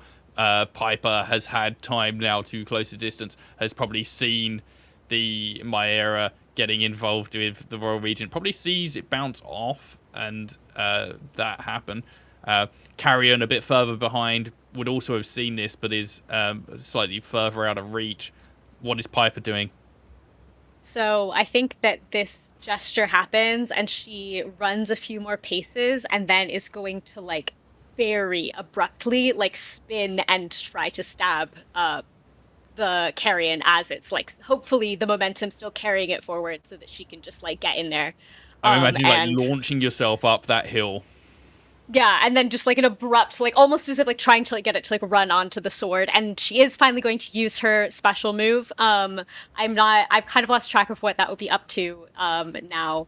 I think probably a +5 at this point. Cool. Yeah, so this is actually built to do a little bit pretty much exactly like what Donovan described. It's this electric blade that's meant to disrupt the internal systems and shut down the electronics of a mech as it kind of pierces through. So this, again, just very athletic, spin and thrust with the blade. I'll roll first and then I'll embarrassingly slowly add things together. So that is 26. Fuck me. Okay. Fun. It's got to be a defense against that. 26 to beat. 26 for me to beat? Yep. Okay. No, sorry, that was against Carrion. Oh, it's against Carrion. I thought it was. Yeah. So it was she bluffed and acted like she was running towards Spawn, and then just spun around and tried to use. I was going to say, I think you rolled so much higher than me before. I think you'd be further away than right behind you to get corner sword. You got so high. I was trailing you. You could certainly quickly turn around and launch yourself backwards to get back to. I think she probably paced herself in the way she needed to kind of pull off this move. Okay. Or launch yourself back. Yeah, it's there was no that was more just narrative flavor. Yeah, so it could be that she just turns and launches back. Okay. Let's roll. 12. Okay. You take 14 damage. What are you down to now? 2. Oh, fuck. Wow. Okay. So, what happens here is that the sword comes flying out, and probably you have that deer in headlights moment, Ryder, of oh fuck, this has gone extremely wrong, and the sword comes plunging into your mech, and you're expecting to get just bifurcated here. You're waiting for that moment of the sword just to slice your whole body, including probably yours, in half, and it never happens. You just see a flash of light, and then the carrion just kind of drops to its knees and does a robot version of a quiver and just kind of shakes and shivers there for a second. I would like you to now do a roll for regrowing limbs. Okay.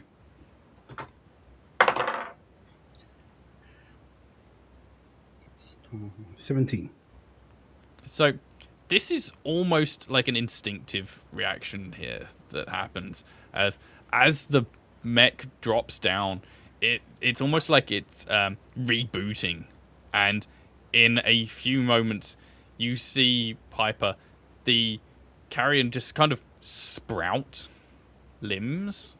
How many limbs would you say it sprouts, Pan? A carrion sprouts limbs like a really fast-growing plant. The limbs come out of it, fall away, like get reabsorbed until it's got all its parts back. It effectively rebuilds mass to fix whatever's missing. So for a moment, there are about 6 arms sprouting out of the carrion's chest, and then they wither and it's healed up. So this isn't going to repair you massively, especially since you're in the heat of battle. This is a very quick thing, but it also will give you for each 5 that you've rolled, you'll get an extra integrity back. So you're back up to now 5 integrity because you rolled 17, so that's +3. So you heal up a bit, and the mech kind of whirs itself back to life, almost wills itself back to life. This is a very unusual mech. It's not the kind of shiny robot kind of mech that the other 3 of you have. This is like a biomech kind of thing. Yeah, inside, I think as the blade comes in, Ryder just kind of stops. But then, as this jolt goes through the mech, Ryder is also forced awake. And they get up, and there's a crackle on their comm in a weird language. And yeah, how close are you? You're like right up on me now, right? Yeah, this is melee distance. Yeah, I Great. just stabbed you, so Cool.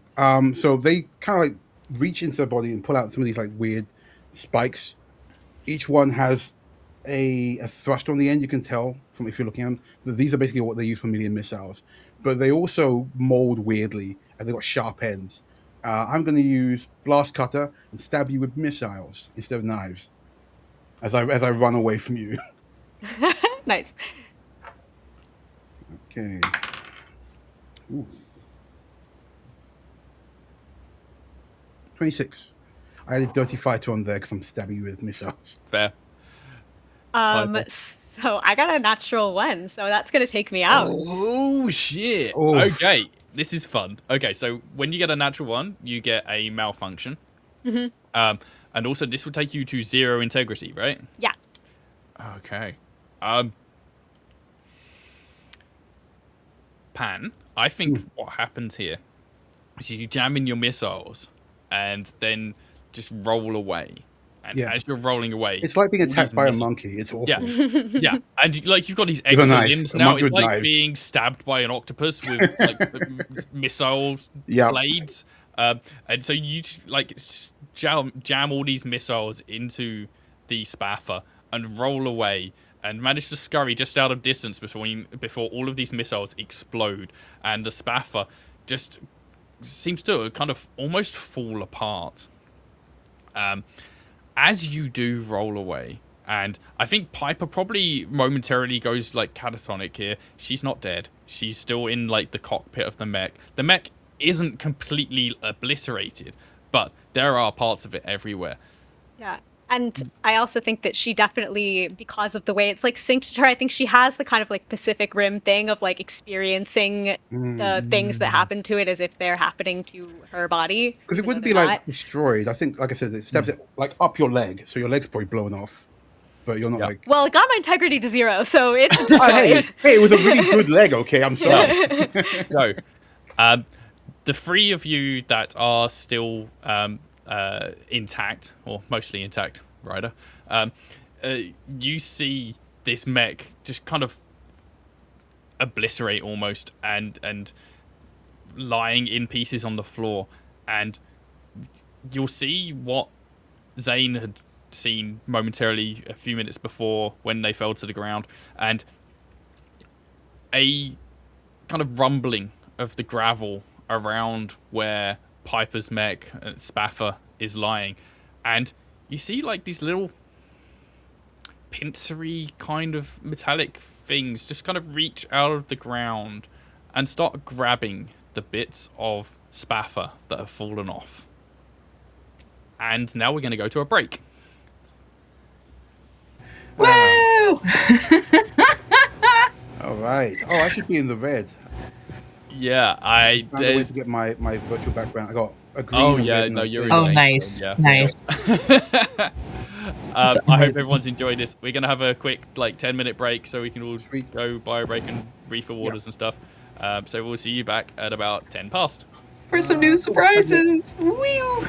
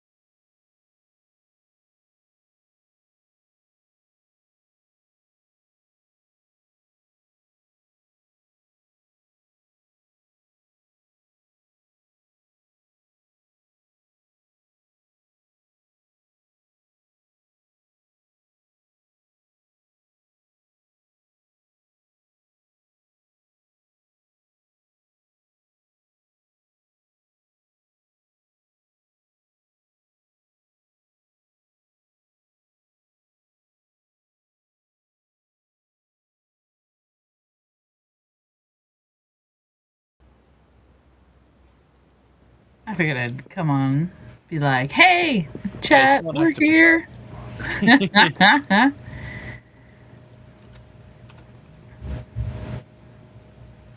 How are you two enjoying the game so far? Aw, so much fun. You kidding? It's so great. I cannot believe the rolls. They've been Yeah, they're wild. yeah, like, until I'm- that one, like pretty much like there's so many over 20 rolls, like massive. Yeah. Well, I realized. I mean, it's a really tactically interesting system because I've realized that like I made like Piper / Spatha to have like one thing that she can do incredibly well, and so I was adding like really big modifiers as long as I was only doing that one thing. Yeah. But like anything, like but the other mechs have a lot more versatility, so they can like it's just really interesting. It's funny you say that because I feel like I didn't make a very well-rounded mech. So I'm like, Mike coming across well-rounded? I think I have a couple versatile things, but Yeah, for the most part, Yeah. it's shield punch. for sure. I think But, a big part of it is just figuring out how to use your things in lots of different ways. Oh yeah. Yeah. And to be honest, But I think also, Pan like- has a head start on this because he's played in Cybertopia for so long, which is a very similar system. He knows Yeah, how to I was sort of bullshit like, it. wait, Yeah. I was allowed to make a move where I could regenerate? Like, I hang on. know, that was cool. I mean, it makes sense for his mech, 100%. Yeah, no, 100%. But I mean, was so thrown off by the different names. I was like, what does that mean? And I was like, oh, of course, duh. What was I thinking? Of course, that's what it does. Yeah. So good. Hey, Vaughn. but it works, it works for the narrative that I was going for, so. Oh, yeah. Hell yeah. No, I also- it was a great timing for someone to explode because, it was about the time that we'd scheduled in the break anyway, so that worked. Perfect. Yeah, I mean, we're exactly halfway through, pretty much. We also really loved the, I'm loving the rings. Fawn, did you, like, predetermine, like, here's each of the ring does do one thing, or kind of like, here's the things they can do, and then use as you need? Here's the things they can do, and then use it as they need. Cool. I didn't want it to have like, I set the limit for 6 because I wanted to, for story progression and everything of the sort, or for them to like have like the other 2 added essentially for each hand, because I didn't want it to be like too much essentially, because his special move is it's something. Yeah, it's pretty cool. it's something. So I have to. The rings are his special move, but his actual special move is pretty ridiculous. So I was like, just make the rings limited. I just gotta make the rings limited. That's fair. Yeah, I know. I love the different flavors you've got for them. That is really cool. What colors do you think they are, the ones that you've used so far? Camouflage was purple. I think that when it came to the tether, like the lightning tether, it was like at least like a very like light, like turquoise blue, if anything. I think the he used those. He used the camouflage. I've been keeping track of how many missiles he's used, but not which ones he did. He used the camouflage twice. He used the tether.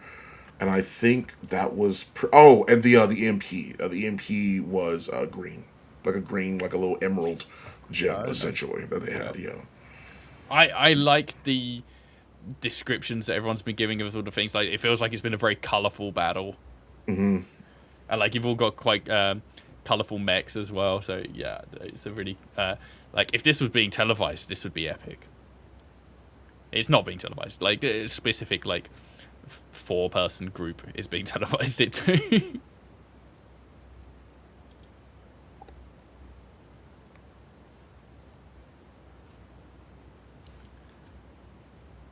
Where is Pan? Hopefully they're okay. Hey! Oh, there they are. Perfect Sorry, timing. guys. My mic was getting all wonky. I couldn't get it to work. So No. Well, All good. I saw it had disconnected, and I was Yeah. like, I'm just hoping you're good.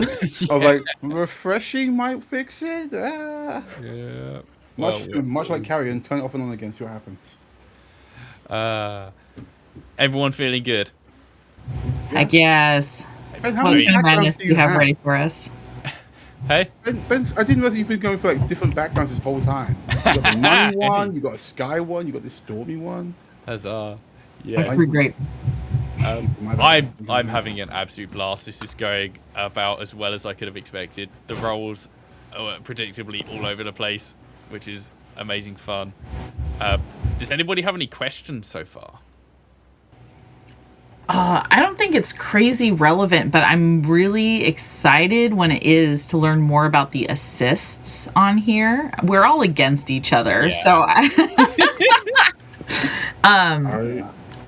yeah. I well, you know what? I guess do you just kind of if you have something that you're like, oh, I want to do as a preparation, you know, Much. Yeah, just I mean, call it so, out. like Donovan- how Donovan did. Yeah. like, Did one, yeah. Yeah.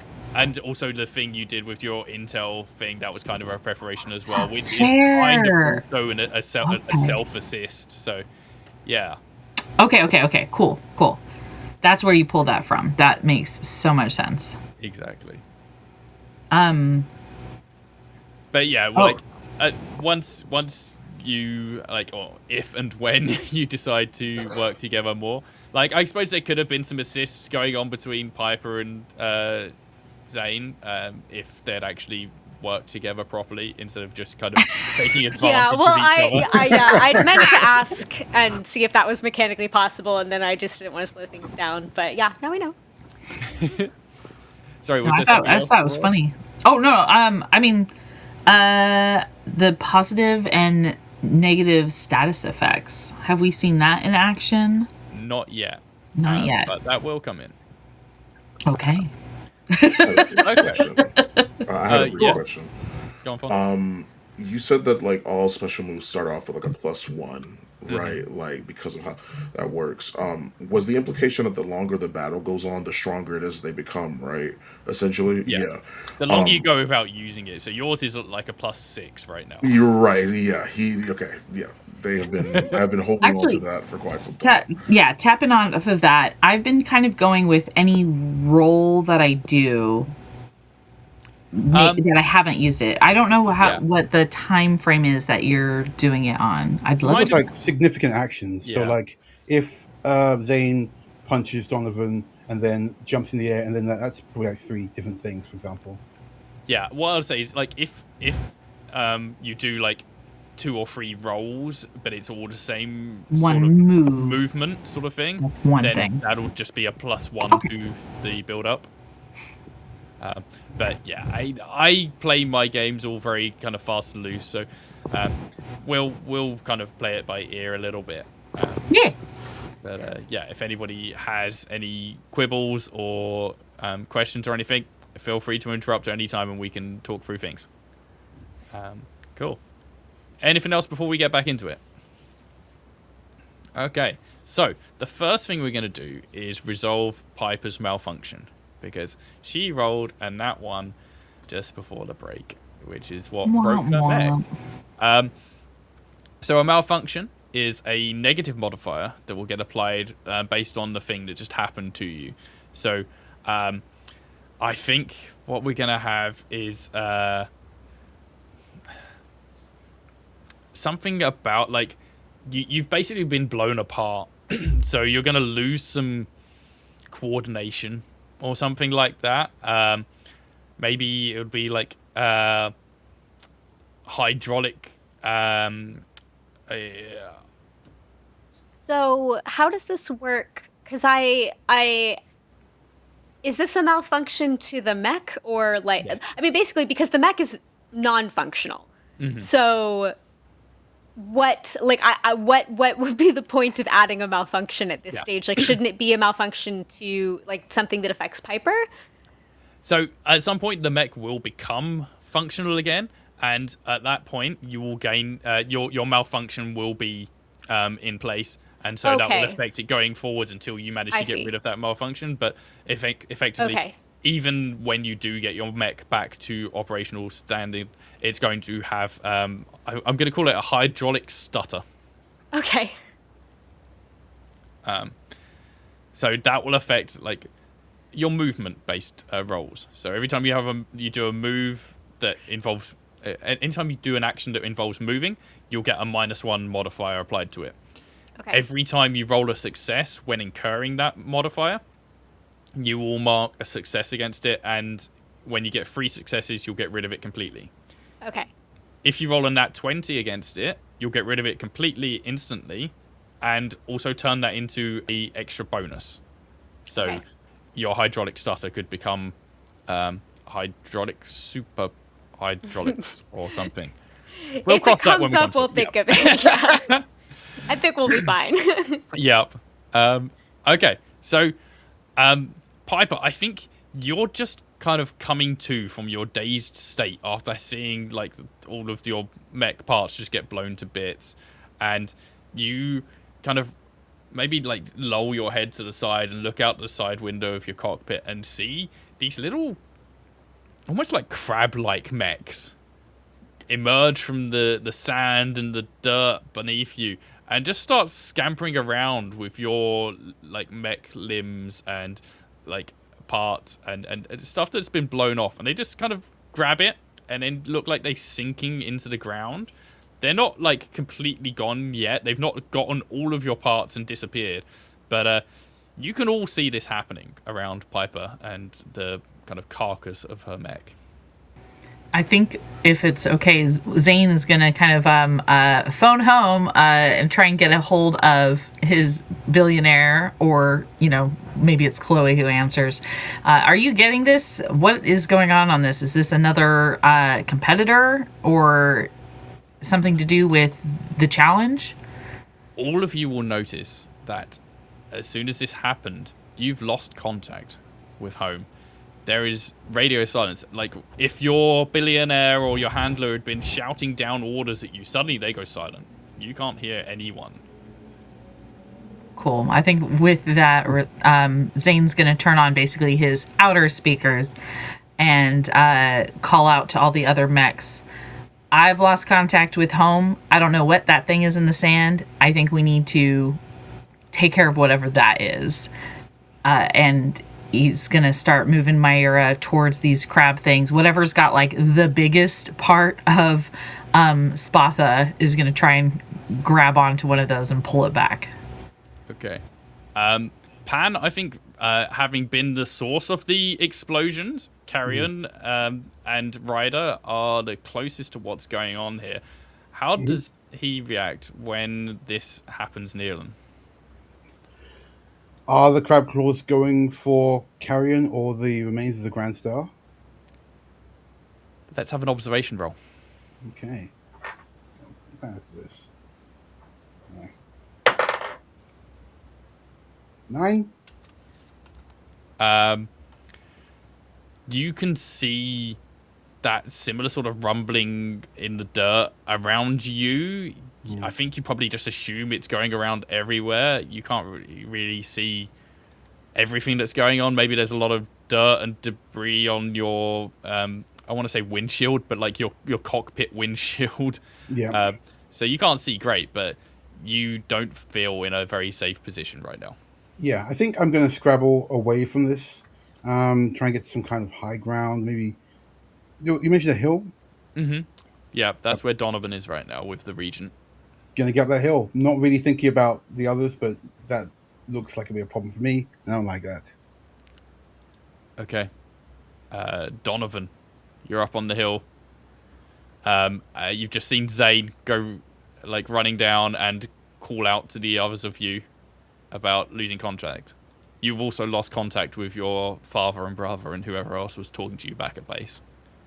Just first thought is thank God. That's one. Secondly, is there anything that's like big? It's just something rumbling beneath the dirt, right? Like it's not necessarily okay. Whatever is in there has not made itself known. Yep. Okay. Oh no, we have. I thought you said it had some little things have come up. Well, so around Piper, you've seen the little Yeah. crab kind of things going out. Yeah. Oh, okay. So if that's the case, I think it's time to use that special move, is what I think it is. And that's what it's going to happen. And his special move is Hail to the King. And essentially 2 of these quadrupedal legs are going to steam comes out from underneath it, and they're going to detach off.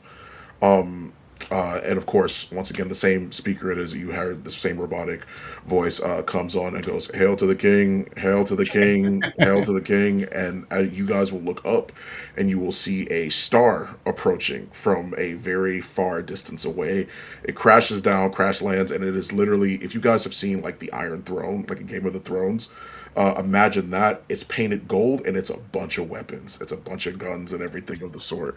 The mech stands up, the royal regent stands up and walks over on this high perch to where this throne is, takes a seat, and this absolutely cartoonishly enormous particle cannon comes out from behind the throne, essentially, and just starts to take aim. All these other weapons, everything of the sort, starts to they like move as if he can control them essentially, and there's a barrier that's around it. That is his special move. It is Hail to the King. So he is preparing for whatever is about to come up and show up. He's about to blast it. Okay, so I was worried for a second there you were just gonna try and finish everyone off. No.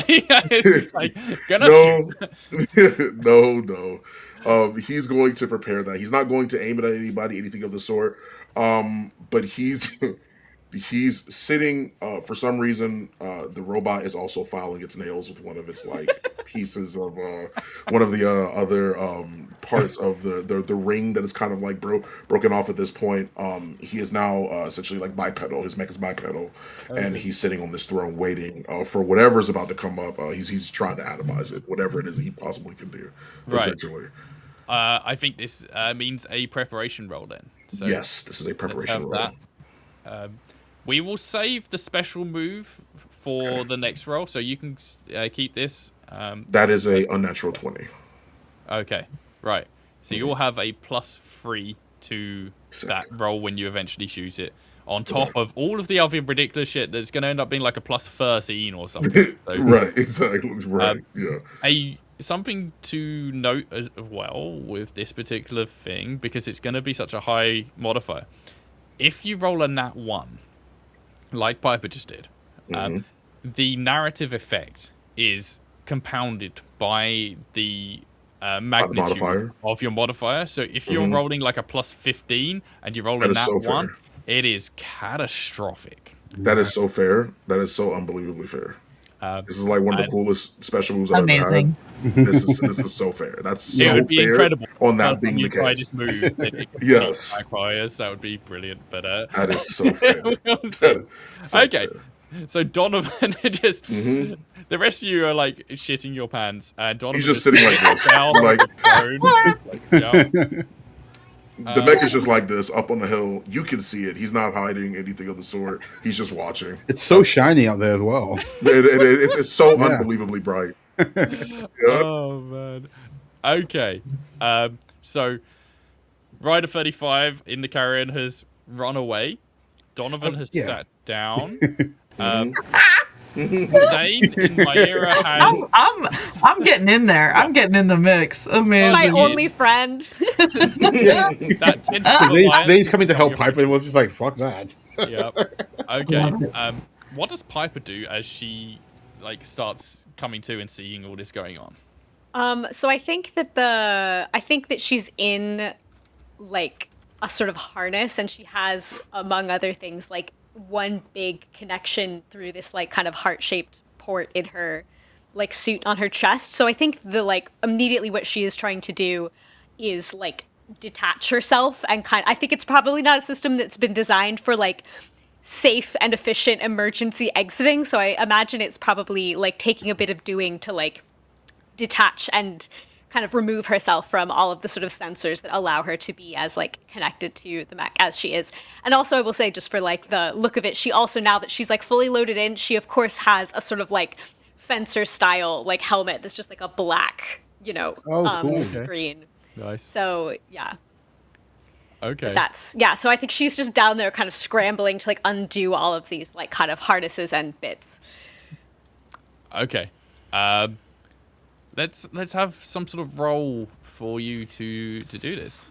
Okay. I don't know if anything. I think it's just a plain roll, unless being an Olympic fencer helps me in this situation. I don't think so. No, I don't either. It's fine. Flat rolls are fine. That's fine. It's a 12. Okay. Yeah, I'd say that's doable. Yeah, you start kind of releasing yourself and figuring your way out of this like probably crushed, mangled mech. Yeah. And yeah, Zane, you're charging in to help. Yeah, so if there's a particularly large component of the mech that's being grabbed by these pincers, trying to grab it and pull back, see what happens, see if it's a bit of a struggle or Okay. if it's easy enough to do. So as you get closer, you notice these things are smaller than like even the carrion. They're maybe like half the size of the carrion. They are.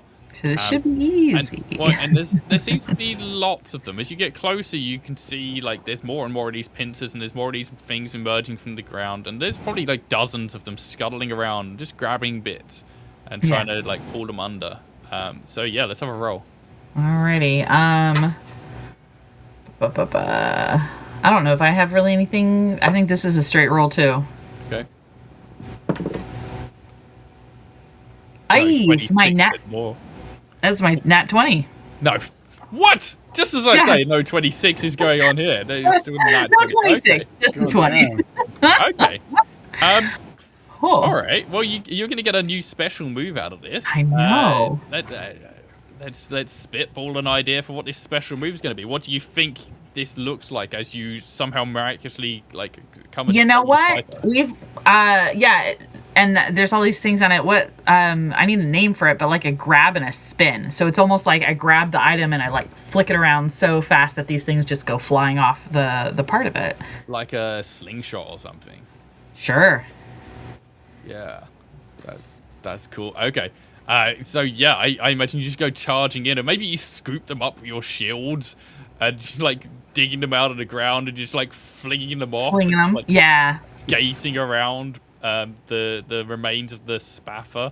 You know what? I love that. Like, yeah, let's make it like just this, scoop and launching them as far as I can. Yeah, it's like those things when people take a dog for a walk and they've got the thing that flings a tennis ball really far. Yes, It's like 100%. that. Right. Yes.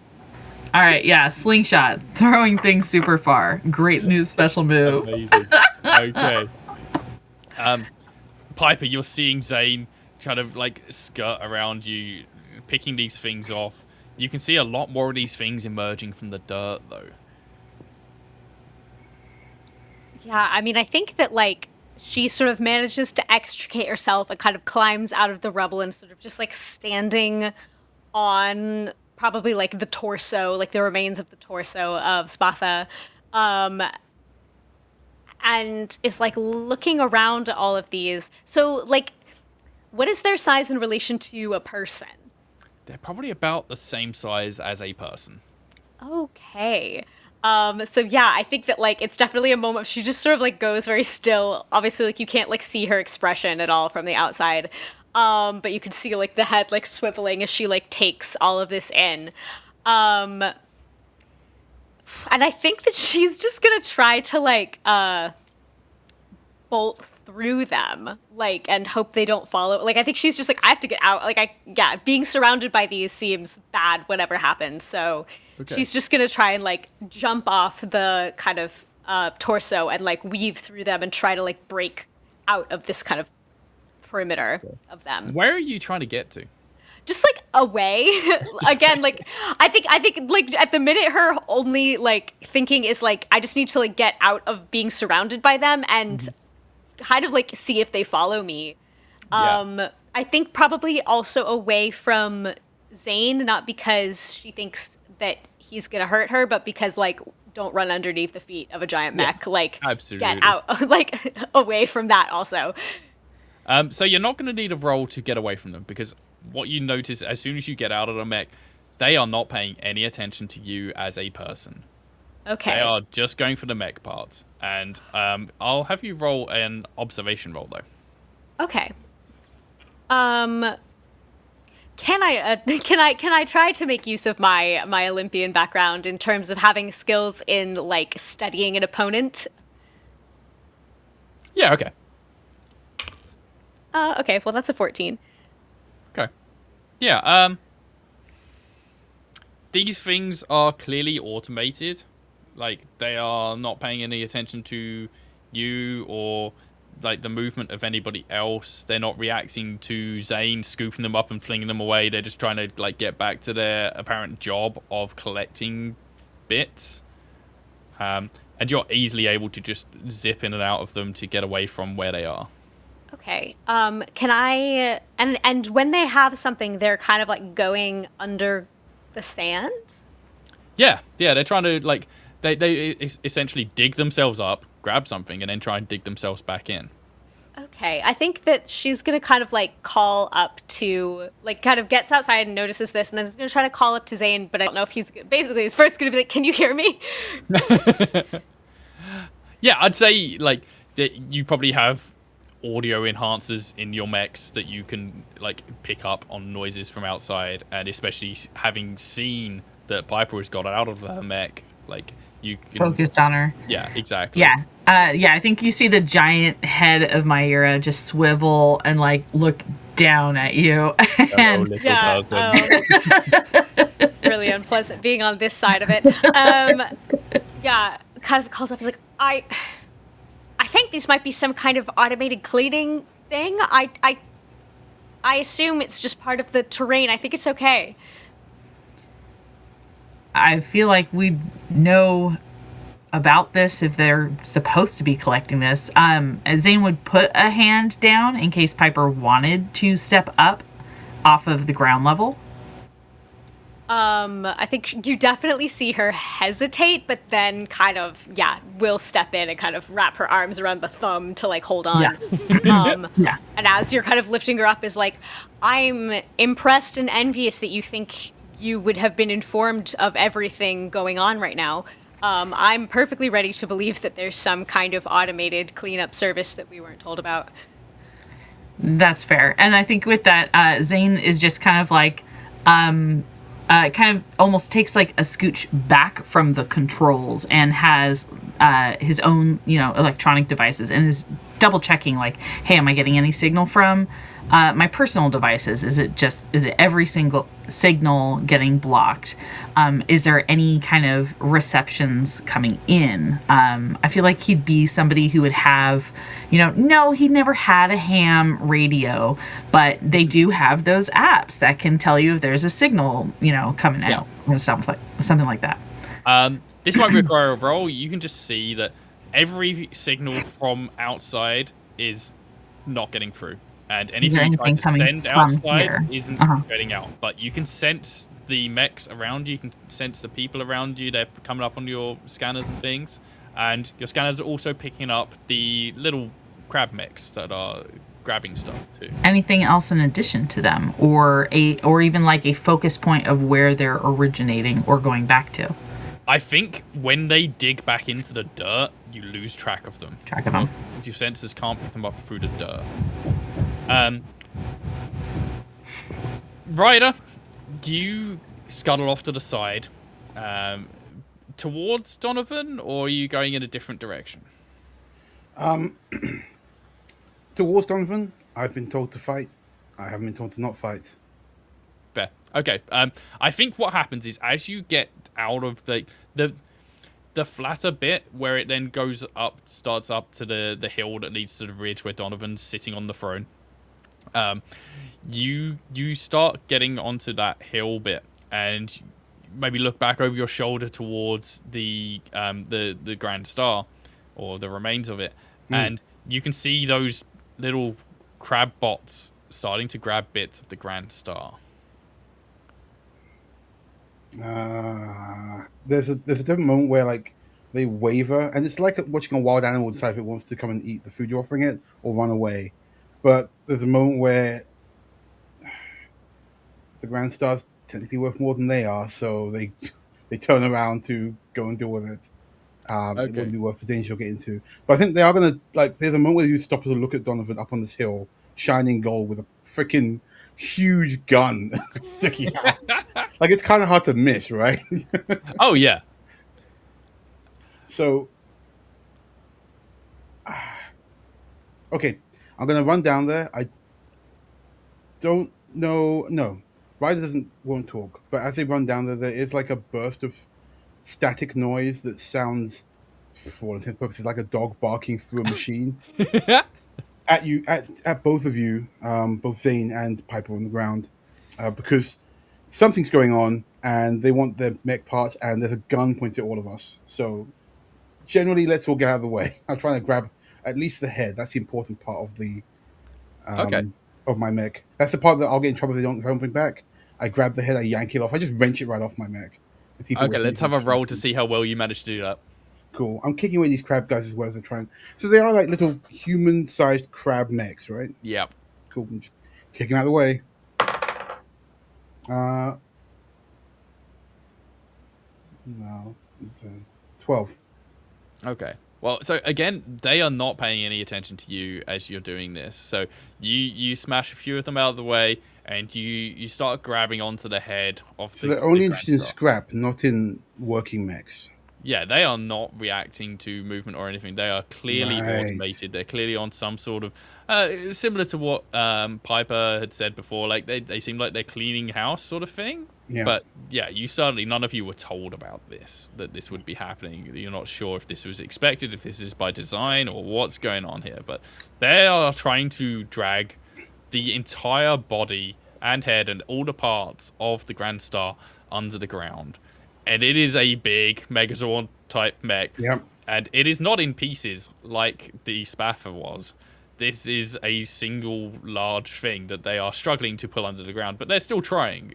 Like you say, it's like a dog with a bone. It's just, yeah. It's a dog with a giant tree branch. So I'm wrenching off the head to keep at least the head. I think that's probably where like the parts that are important for this mech shell are. Yep. But otherwise, yeah. But I think I can't contact my handler, which never happens. These two are the only other people here, so I'm just going to try and warn these two enemy combatants that there's a big gun pointed at us, and these things are immaterial. It's just bark noises as I'm trying to shout something at you and running around. Okay. You are not able to remove the head of Cool. the Grand Star, but you are like holding onto it and trying to pull against these things. And you're doing a noble job, but there's loads of them, and they are starting to pull it under, and you find yourself like also getting pulled under with it. And if you even try to like get away from it, that it's almost like going down with the Titanic. The suction of the thing going under the sand is pulling you down with it. Right. I punch through the eye of the Grand Star, yank out the central brainy bit as I'm getting dragged down, and so if I try and pull myself out of this, I will be dragged under as well, right? Yeah, you're going under anyway. Can I roll with survival through sprite? What is it you're trying to do? Or Just can survive Myra going make under? it? Oh, I was gonna say, can I was gonna Myra say, make yeah. it there fast enough to go help? He's been barking to get our attention. We would notice it. Okay, yeah, no, okay. Yeah, let's have a roll to assist from Zane. Yes. So Appreciate it. I'm rolling a d20, and just the success, or like how the number is Just, how much his positive You his can add bonus. modifiers, anything that is relevant to your mech. If you've got like stretchy, grabby hands, then you can add that. I don't know if Wishful. you've got anything. No. Go gadget arms. Yeah. Yeah, next time making Luffy the mech. You could scoop him up and fling him. I mean, so many, know, so many right? mechs have rocket punches. That'd be sick. Yeah. Oh yeah, I'm gonna add my fast footwork to get to him quickly. I don't think I can add the flinging thing unless I can add the flinging thing. But it's just a 4. Okay. Oof. Yeah. Yeah, no effect. I think it's that thing of like you dive and you are trying to reach out to like there's like a sinkhole going on here and you're at the edge of the sinkhole and you're Oh. trying to reach out to him and you just can't quite reach the carrion. It's just out of reach. And then you find yourself also getting sucked into this no. Piper, you're riding on the, like, what part of the Maira are you on? Yeah, I think I was on the hand. Oh, no. I kind of think she would. I think because she's not going to be protected by being in a mech like while going down into wherever this is. So I kind of think that she would try to jump off once the hand was like close enough to the ground for that to seem safe to do. Okay. But you're going to try and do that before you get anywhere near the sinkhole. Yeah, because I think that she's thinking, like, if she was in a mech, she'd kind of be like, well, okay, I think this is, like, all part of the like, I think her working theory right now is, like, oh, they're being pulled down into some subterranean, like, repair, you know, like, this is all by design. So she wouldn't be afraid of going down into it if she was in a mech, but I think she's thinking, like, I'm just a person. Like, I don't know if I can survive whatever's about to, like, happen unprotected. Fair. So, yeah, would try to, as the hand is, like, getting closer to John, like, just, like, leap clear. Okay. Donovan, you're seeing the others getting sucked down into this sinkhole. You see Piper kind of leap from, well, first climb up onto the Maira and then leap off of it and try to, like, scramble away. You are sitting on a throne with a lot of guns. Donovan kind of like looks up for a bit. He sees, and they're going underground, right? Like they're getting pulled down into like the sand and dirt. Okay. He's going to turn on his outer speakers. Hello, are you all alive down there? Can you respond? Is there any response? From us or from something else? Yes. He's talking to all of you all. Yeah. It's very loud. He's it's very loud. Still very much alive. Trying to get out of this. Burst of frantic static. Frantic static. Okay. Well, that's unfortunate. I think you'll see Piper's gonna start like kind of jogging towards the royal region. But like it's probably gonna take her a minute to close the distance. But you see a little like figure in white just like coming towards you. Oh, that is fair. Yes, of course. The king will protect you. Don't worry. He aims. He is going to. He's trying to assess the situation in whatever way possible. But he doesn't want to move from where he is. Like realistically, is there. Would you mind if I rolled an observation roll to see if there's anything that seems to be more threatening than the fact they're getting pulled underground? It doesn't seem like they're eating them. It just doesn't. He's just not. Yeah, you can definitely roll to like assess the situation for sure. Okay. Okay. That's a 19. That's a 19. Okay. Mm-hmm. I will let you add your background into this of being like a mech engineer. 22. Okay. Yeah, and what you kind of deduce from the situation is, I think I forget who mentioned it, but like, yeah, I think it was Haley. These things seem to be taking the mechs and the broken parts somewhere. You would assume it's not just a cleanup operation. This is a recovery operation, and you don't know who's in charge, who's doing this, who's performing this. But that indicates to you that there must be some sort of facility underneath the ground, or at least connected to under the ground of this island that you were led to believe is literally just an island. So there must be something under there, and they must be going somewhere. He is incredibly curious. Me, as a player, wants to be able to interact with this, but I have always believed in letting the characters do what I know that they do. I had the same vibe. I was like, I guess I'll go get the head of my mech, but yeah. He goes, can any of you all leave out of your mech? Can any of you all get out of it? It'll take a few minutes. Do you all care about your mech? Yeah. Well, not as much as my life. Oh, okay. That makes things a little bit more complicated. Are we still enemies? I think I said originally we shouldn't be fighting until we had some information.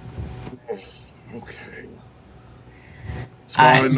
Out of curiosity, while I'm guessing Zane's just getting pulled in, is there anything to roll for it? If I had another thing I would like to do, but I don't know if it's possible to do. What would you like to do? I really want to grab one of the crabs and kind of like these things. I'm thinking you're not going to be able to stop it unless you kind of like turn it off in some capacity, which probably means like pinching it to turn it off, but gives it a chance to kind of like study it or see if anybody else can. But we're also dealing with getting sucked in, so I don't know if that's a can do in anyone to perform at the same time. You're going to have to make a decision here of whether you want to escape your sinking mech or look at the crab robots. Oof. Can I slingshot a mech crab robot towards Donovan? Yeah. Great. See if you can figure this thing out. See how that goes. Yeah, Well, let's have a sitting like roll to this. see if you can sling the success. If we can succeed. Probably not. Yeah, just a 5. Okay, I was hoping for a nat 1 and you just sling it straight onto his face. I know, right? Listen to me, the human person in between these two targets.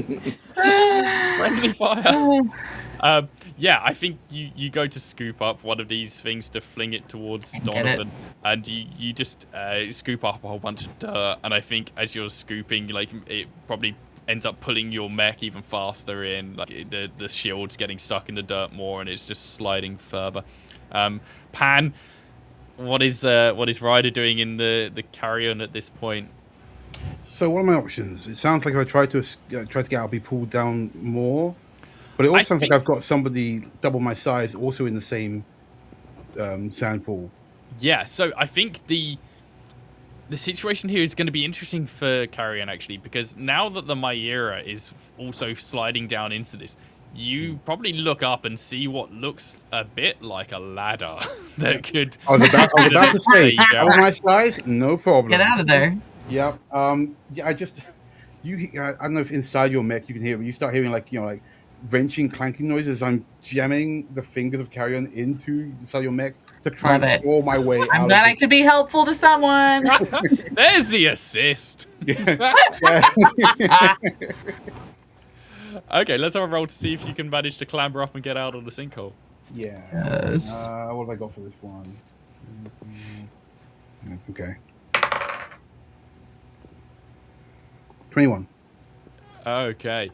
Zane, as Ryder is clambering over the Myra to get out of the sinkhole, I think it would pass through your mind that you could eject from the Myra yourself, grab onto the carrion, and hitch a ride out of the sinkhole on its back.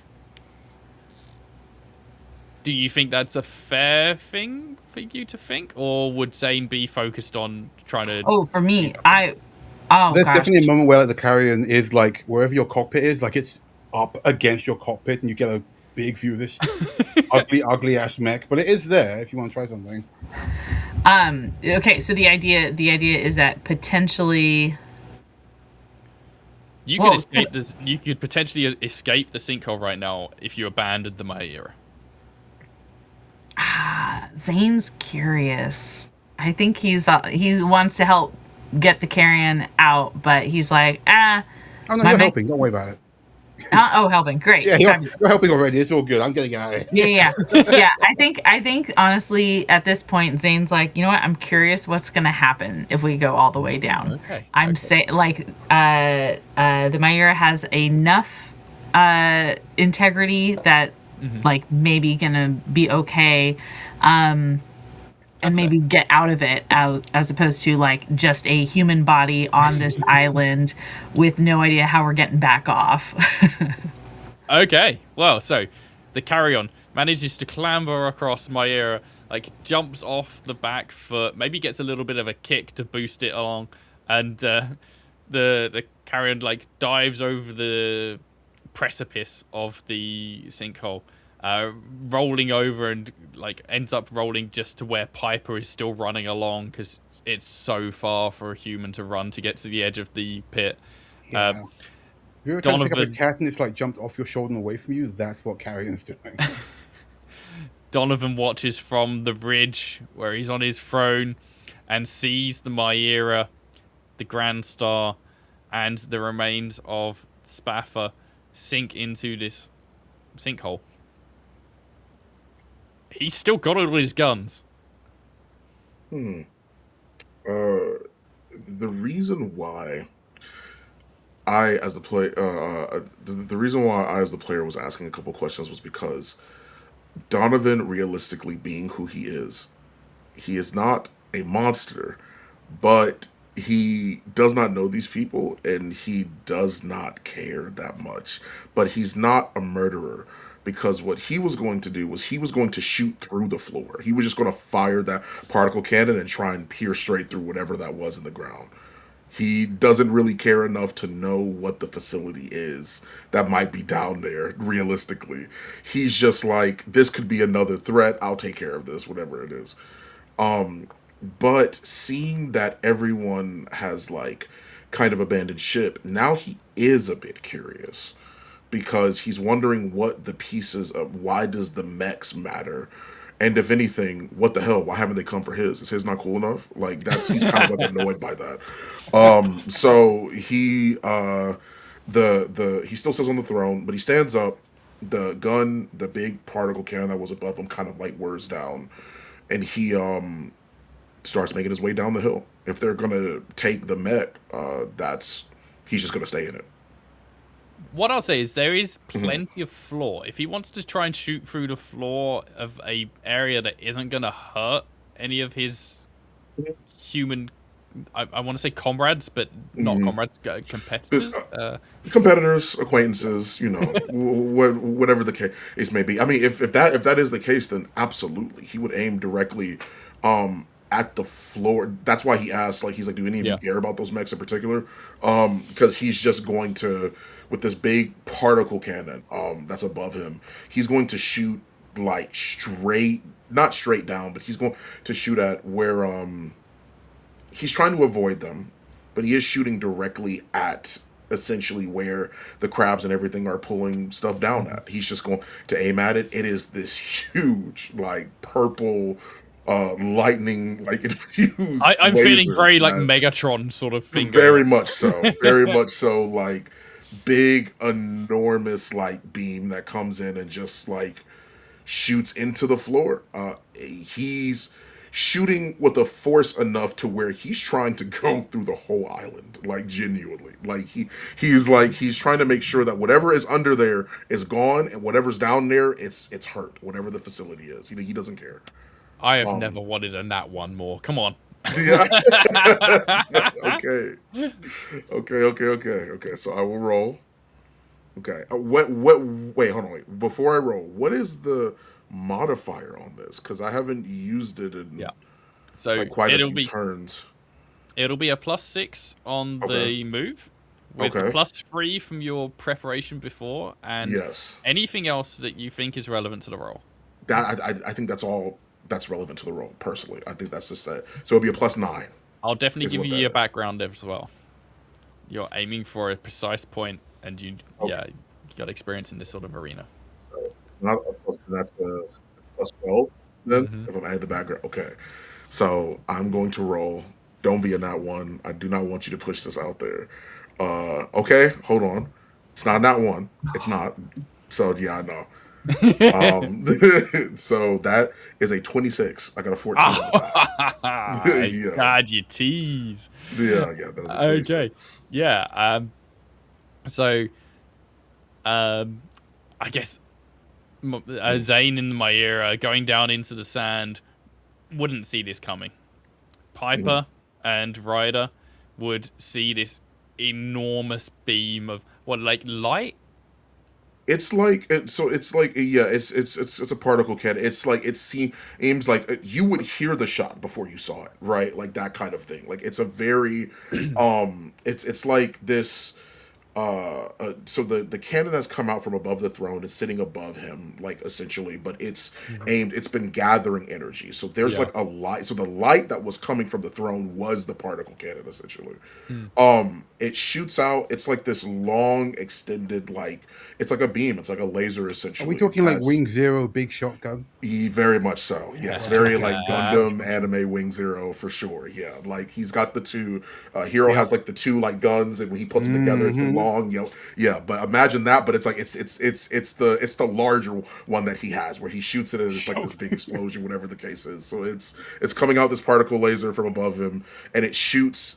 You hear the noise. It sounds like a whirring, and then it's a shot. It's like phew. It's like it's right into the ground, like right next to him. It's a huge shot. Can Essentially, I can I take an action as I hear this like this whir up? Sure. I'm near Piper. They're not in the mech. I just want to try and grab Piper and jump away to protect them as I jump away from this gigantic beam. That's fair. I was gonna say that you see the beam Yes. go over your shoulder of your mech, and Piper is just right there. So yeah, Piper's go right for there. it. So I'm like, I just grab this human on the ground and just leap away from this beam and get singed on the way past. Piper, you're okay with being mech handled? Yeah. Mech.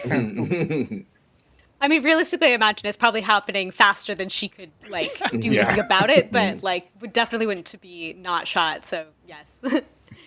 Hey, it's better than being pooper scooped. So yeah, There very you true. go. And you know. yeah, let's have the roll from Carrion then. Oh sure. We're gonna go with the that is 15. Okay. Yeah. Does I guess Piper doesn't have time to react, so isn't going to be like helping in this situation, but just goes along with it, gets scooped up. And to by be clear, this... they're not being particularly like gentle or anything. They are just Yeah. like grab, jump. That's it. Are you grabbing or are you flicking? Like No, it's. I think to Grab and roll. Piper's size, I guess that Carrion's about as big as like King Kong in the old movie. So it's just like a grab and then jump out of the way. Yeah. Okay, yeah, so Carrion just kind of grabs Piper, like stop, drops, and rolls to the side as this Yeah. big old particle beam just whoosh, and shoots down into the kind of sinkhole that Myera has disappeared into.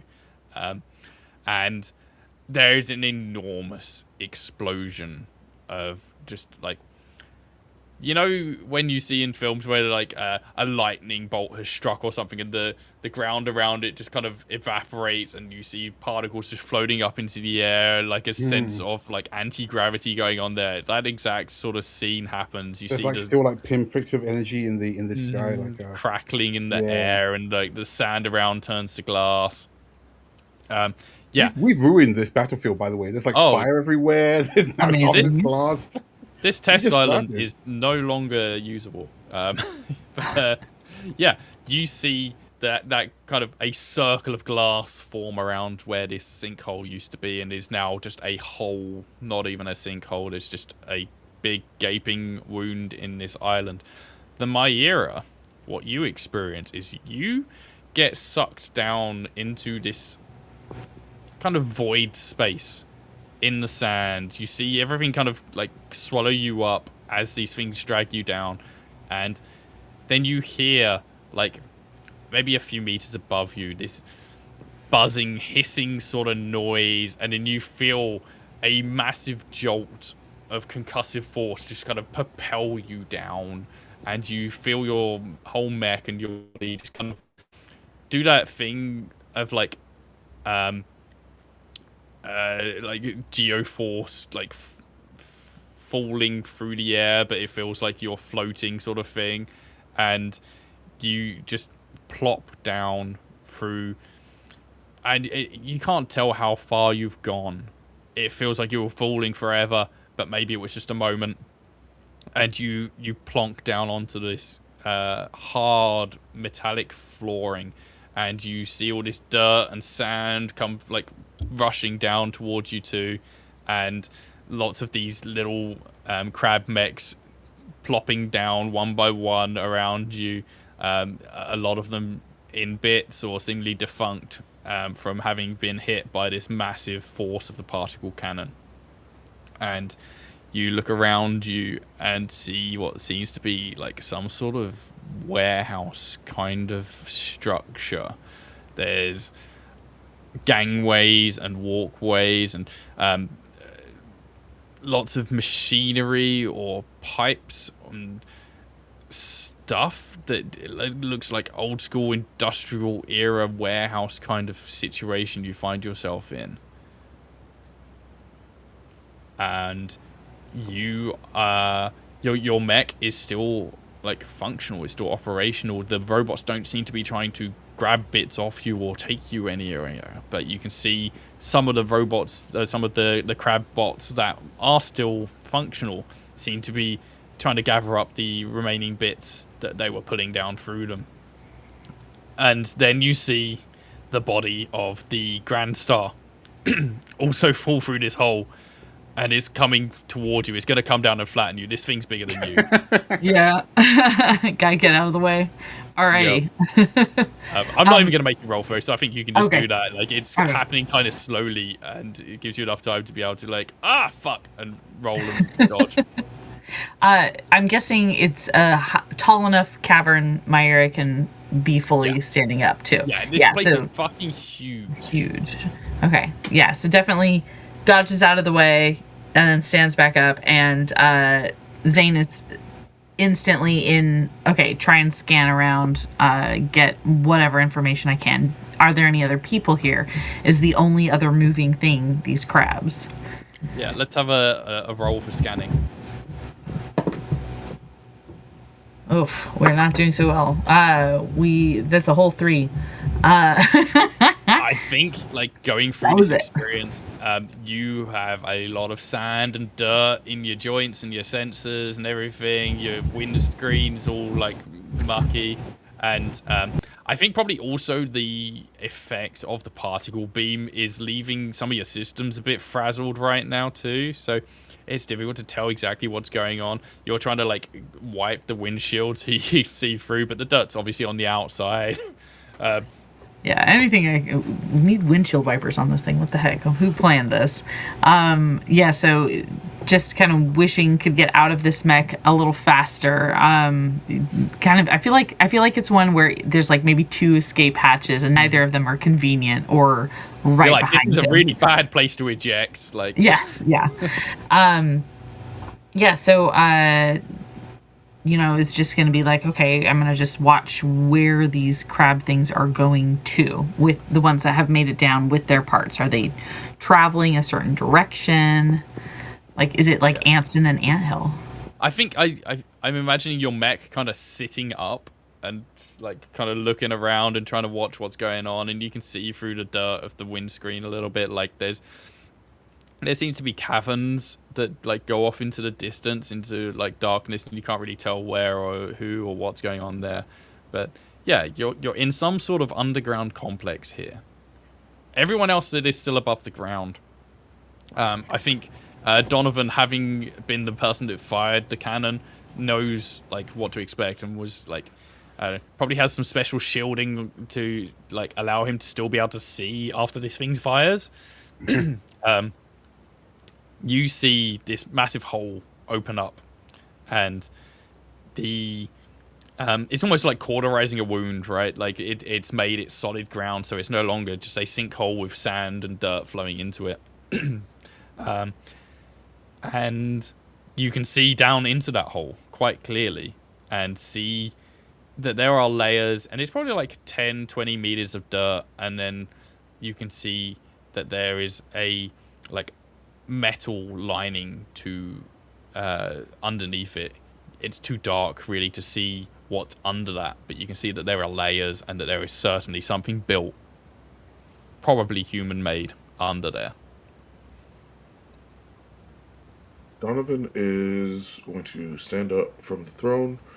The throne's just there now. It still has all those weapons and everything of the sort. So he is going to wrench one of the smaller kind of like SMG things off of the throne, and take one of the he's going to take one of those SMGs, and in this form specifically, he out of his wrist comes a little shield. It's the barrier essentially from earlier, but that's how it formulates. So he's got this, he's got a shield, and he like tests the functionality, because there is like another part of it which like it looks like the plasma sword from like Halo as well. Like it like can shrink and change back and forth. But he's got this little SMG in the shield, and he's going to go to where the hole is, and he shrugs and he jumps down. Like essentially, he's got these like little thrusters at the bottom of his feet, but he's going to go into the hole. He's curious. Is he saying anything to Nope. Ryder or Piper? Nope. No, He just jumps down. was on par. Yep. Past us. He just jumps down. But seeing that, yeah, that Donovan has also just like hopped down. Are you going to let Piper into I was the going to say, yeah, carrion? Carrion holds Piper in their hand, like in front of them. There is a burst of static that sounds like a question. You're not coming through. Your comms are broken. Let me in the cockpit. The Carrion shakes their head. Come on, man. They're gonna hold one finger up to you and then just kind of like enclose you, like for safety, and then just jumps down the hole as well. Is Piper okay? No. Piper's more than welcome to like escape or whatever. But Carrion. I mean, she can't escape, but she's not happy. Okay. Upon landing, they do put Piper down. Yeah. I think it's just like, what the fuck is wrong with you? What the fuck was that? They put Piper down and turn away with another burst of static to go and check out the Grand Star.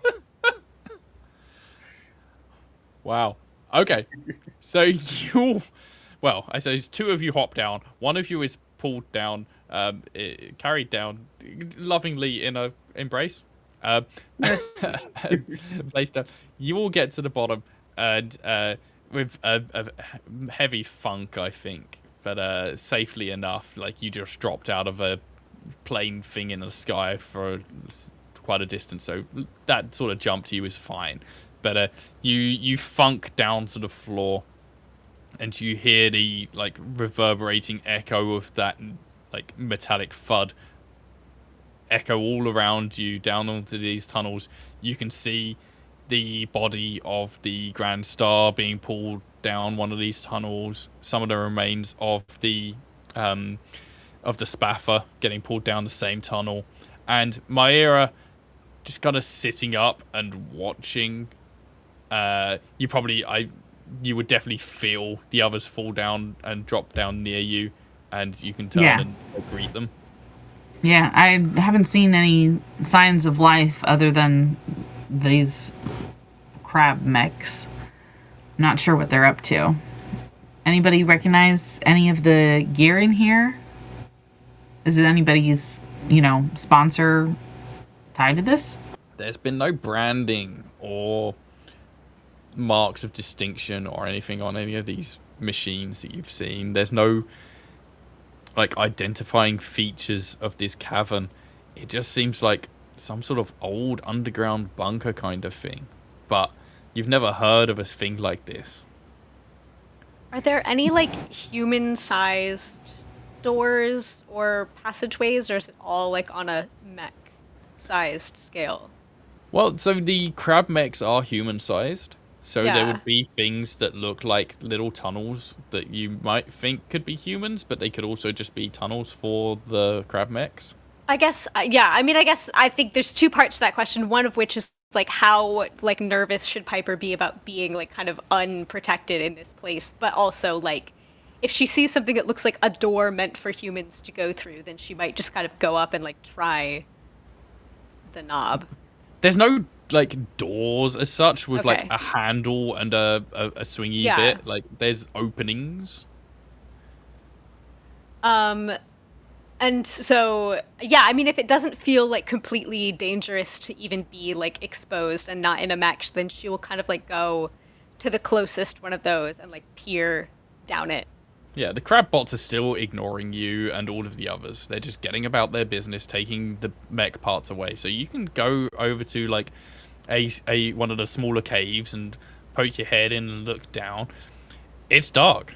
Like it's really dark. It's clearly not meant for people to be like exploring down here. This is for mechs with mech vision and like knowledge of the area. Okay.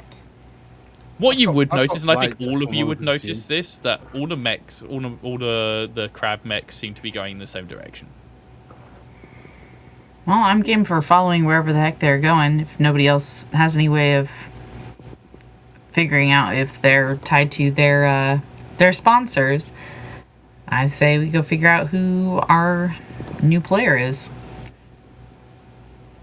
Someone give me a lift. Yeah. Not Here. with your hands. I'll put you on the shoulder. That's fine. Let me in your fucking cockpit. Don't worry. Oh, man. It is fine. The king will grace you with the wonderful air conditioning and snacks that are inside of this car. You've got air conditioning in there? Very much. What's up? Yes, of course I do.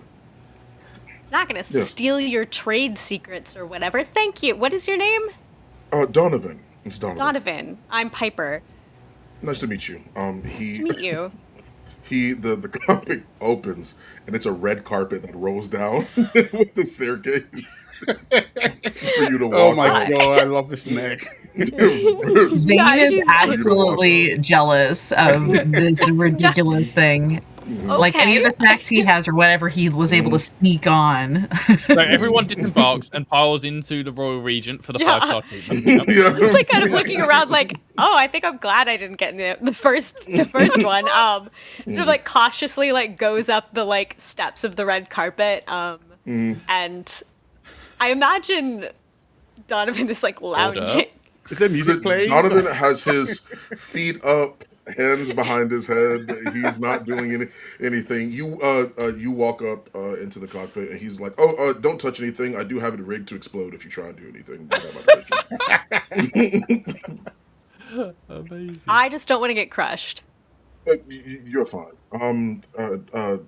Computer, could you please, scan their biometric data, whatever it is they wish to do, whatever. You can grab the from the snacks or anything of the sort. It's like not like a huge cockpit area, but it's clearly enough to like walk around in. Essentially, there's like this miniature snack bar that's got It's like like a just big in fancy there. limo. It's like being inside. some Pretty big much. fancy That's limo. With a yeah. snack He made it bar. as comfortable as possible.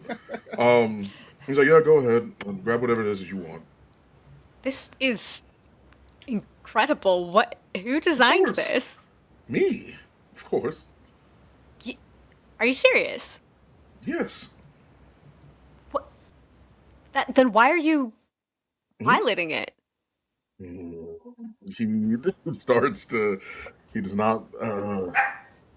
Well, it's a very sad story. My dickhead of an older brother and my incompetent father decided to send me here to pilot my own creation with tampering it and everything of the sort without my not only consent nor approval. So I am here, unfortunately, on the front lines. I do not wish to be here. I'm sorry. No, it's quite all right. It's okay. I will simply make a company and an arms dealership that is better than my father's. That's fine. That's why I'm here now. It's out of spite, and that is what I shall do. Do you want peanuts? Yeah, thanks. Here you go. There you go. Ryder, Zane, what are you two doing as the other two are getting acquainted? You go ahead first. Sorry, I shouldn't have addressed both of you.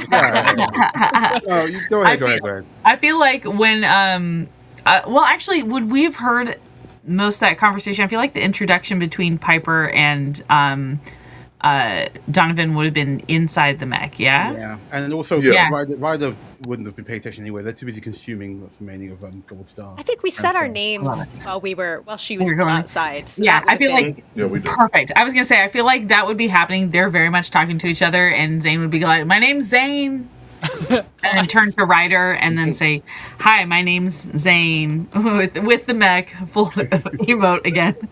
So Carrion, which was like just like kind of consuming bits of the Grand Star, looks Oh, up at that's you so like, disturbing. Amazing. you know when you catch a raccoon eating in the wild, it's like Yes. So the Oh moment my like God. it's consuming this, and it looks up at you like, and like hides the bits of mech it's eating itself. It's And a it makes very a static sound and waves at you. It's a very interesting way to do repairs. Do you have a way to fix your comms? Do you need help? It backs away from you. All right. It-ish. Guess you're self-reliant in consuming your own mech. Let's go walk down this way. Just start following the trail of the crabs. Carrion will follow Zane. They're like, okay, Well, I feel like orders. with Ryder is that he's like, while the carrion is consuming bits of the Grand Star, like it gets on a particularly large part, maybe he's on the head, and then just the whole head gets picked up by the crabs as carrion is consuming it, and carrion is just getting carried off whilst on like consuming the head. Yeah. So you all end up going in the same direction anyway. That's fine. Great. Carrion's catching a ride. Yeah. Do you want help off of that? You're okay. All right. Again, they're okay. like, it's like a burst of static. mine. Don't So disturbing. Yeah, so you all head off down this tunnel towards the same direction as these crab mechs are going, and it seems to go for quite a long time until you find like the kind of distant clanking, whirring noises, clearly some sort of machinery, industrial complex far into the distance. It seems to go forever. And eventually you emerge into this even bigger space somehow. And it is much more brightly lit. There is clearly a lighting system in place. There is all sorts of machinery and mechanisms and almost like some sort of big tech factory down here.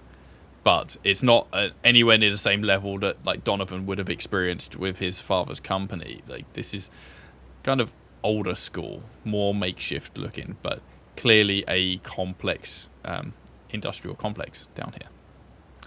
And that is where we're going to leave off tonight. Woohoo! Hey, mystery unbound. I love it. Always leave a cliffhanger. Peanuts now. It's been a great day now. Piper's having a grand time, yep. Like, Break out the whatever. champagne. Well, I've had a lot of fun. That was great. Loved every second of it. Yeah, You good fun, guys guys. have all been amazing characters. We'll do some little outros here, and then we'll catch you all in 2 weeks' time. So let's go with we'll go anti-clockwise. Haley, tell us who you've been, who you are, and where we can find you. Hi, I'm Haley. I was Piper and Spatha, RIP. And you can find me mostly on TikTok at DNDramaturgy, or dndramaturgy.com for links to my other socials, because my other socials use my surname, which is impossible to spell. Oh, I wondered what that was. Okay. Yeah. Yeah. Cool. Are you doing any projects or any other shows or anything at the moment? No? I have some things that I hopefully will be able to announce in, well, probably while this show is still going, but nothing that is over the line just yet. Fair. Well, I am excited to find out what those things are as time goes on then. Let's go to Aurora. Hey, I'm on Twitch as Aurora_lore. I do work buddy streams, usually on the weekends, so you can come and work on your creative projects alongside me.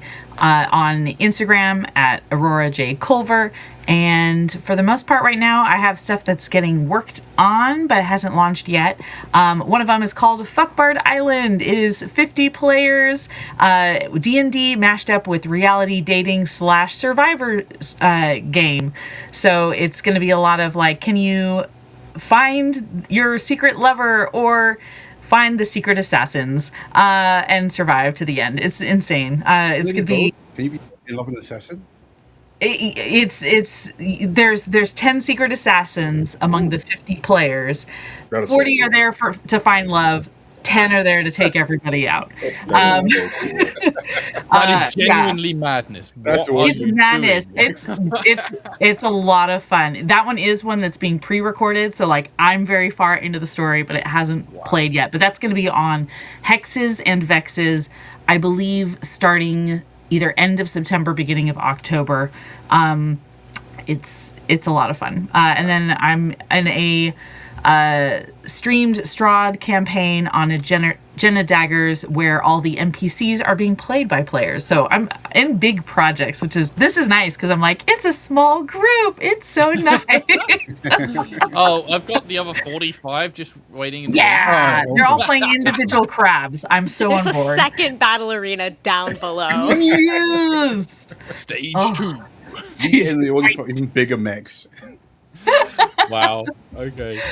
Yes, that's my insanity. So I'll go ahead and pass that along to Pan. Hi, I'm Pan. You can find me pretty much everywhere under Stellar Encore. It's STELLARENCORE. I'm on Blue Sky and Tumblr and everywhere apart from X, because fuck X. But check me out there. You can also find me here on Twitch and on YouTube. Maybe I forget, but find me around. I'm also going to be on Cosmopunk, which is restarting soon.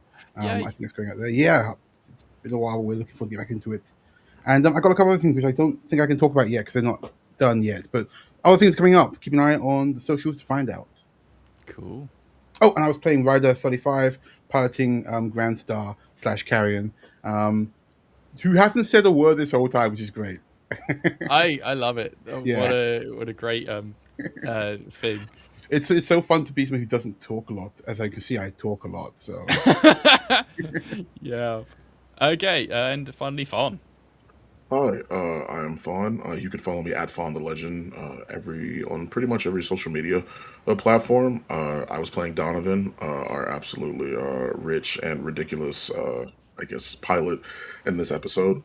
It was very fun. I don't have any projects that are go or anything of the sort, but on my streams, I play games. I love talking about narrative elements of stories. It's something it is I started to do recently.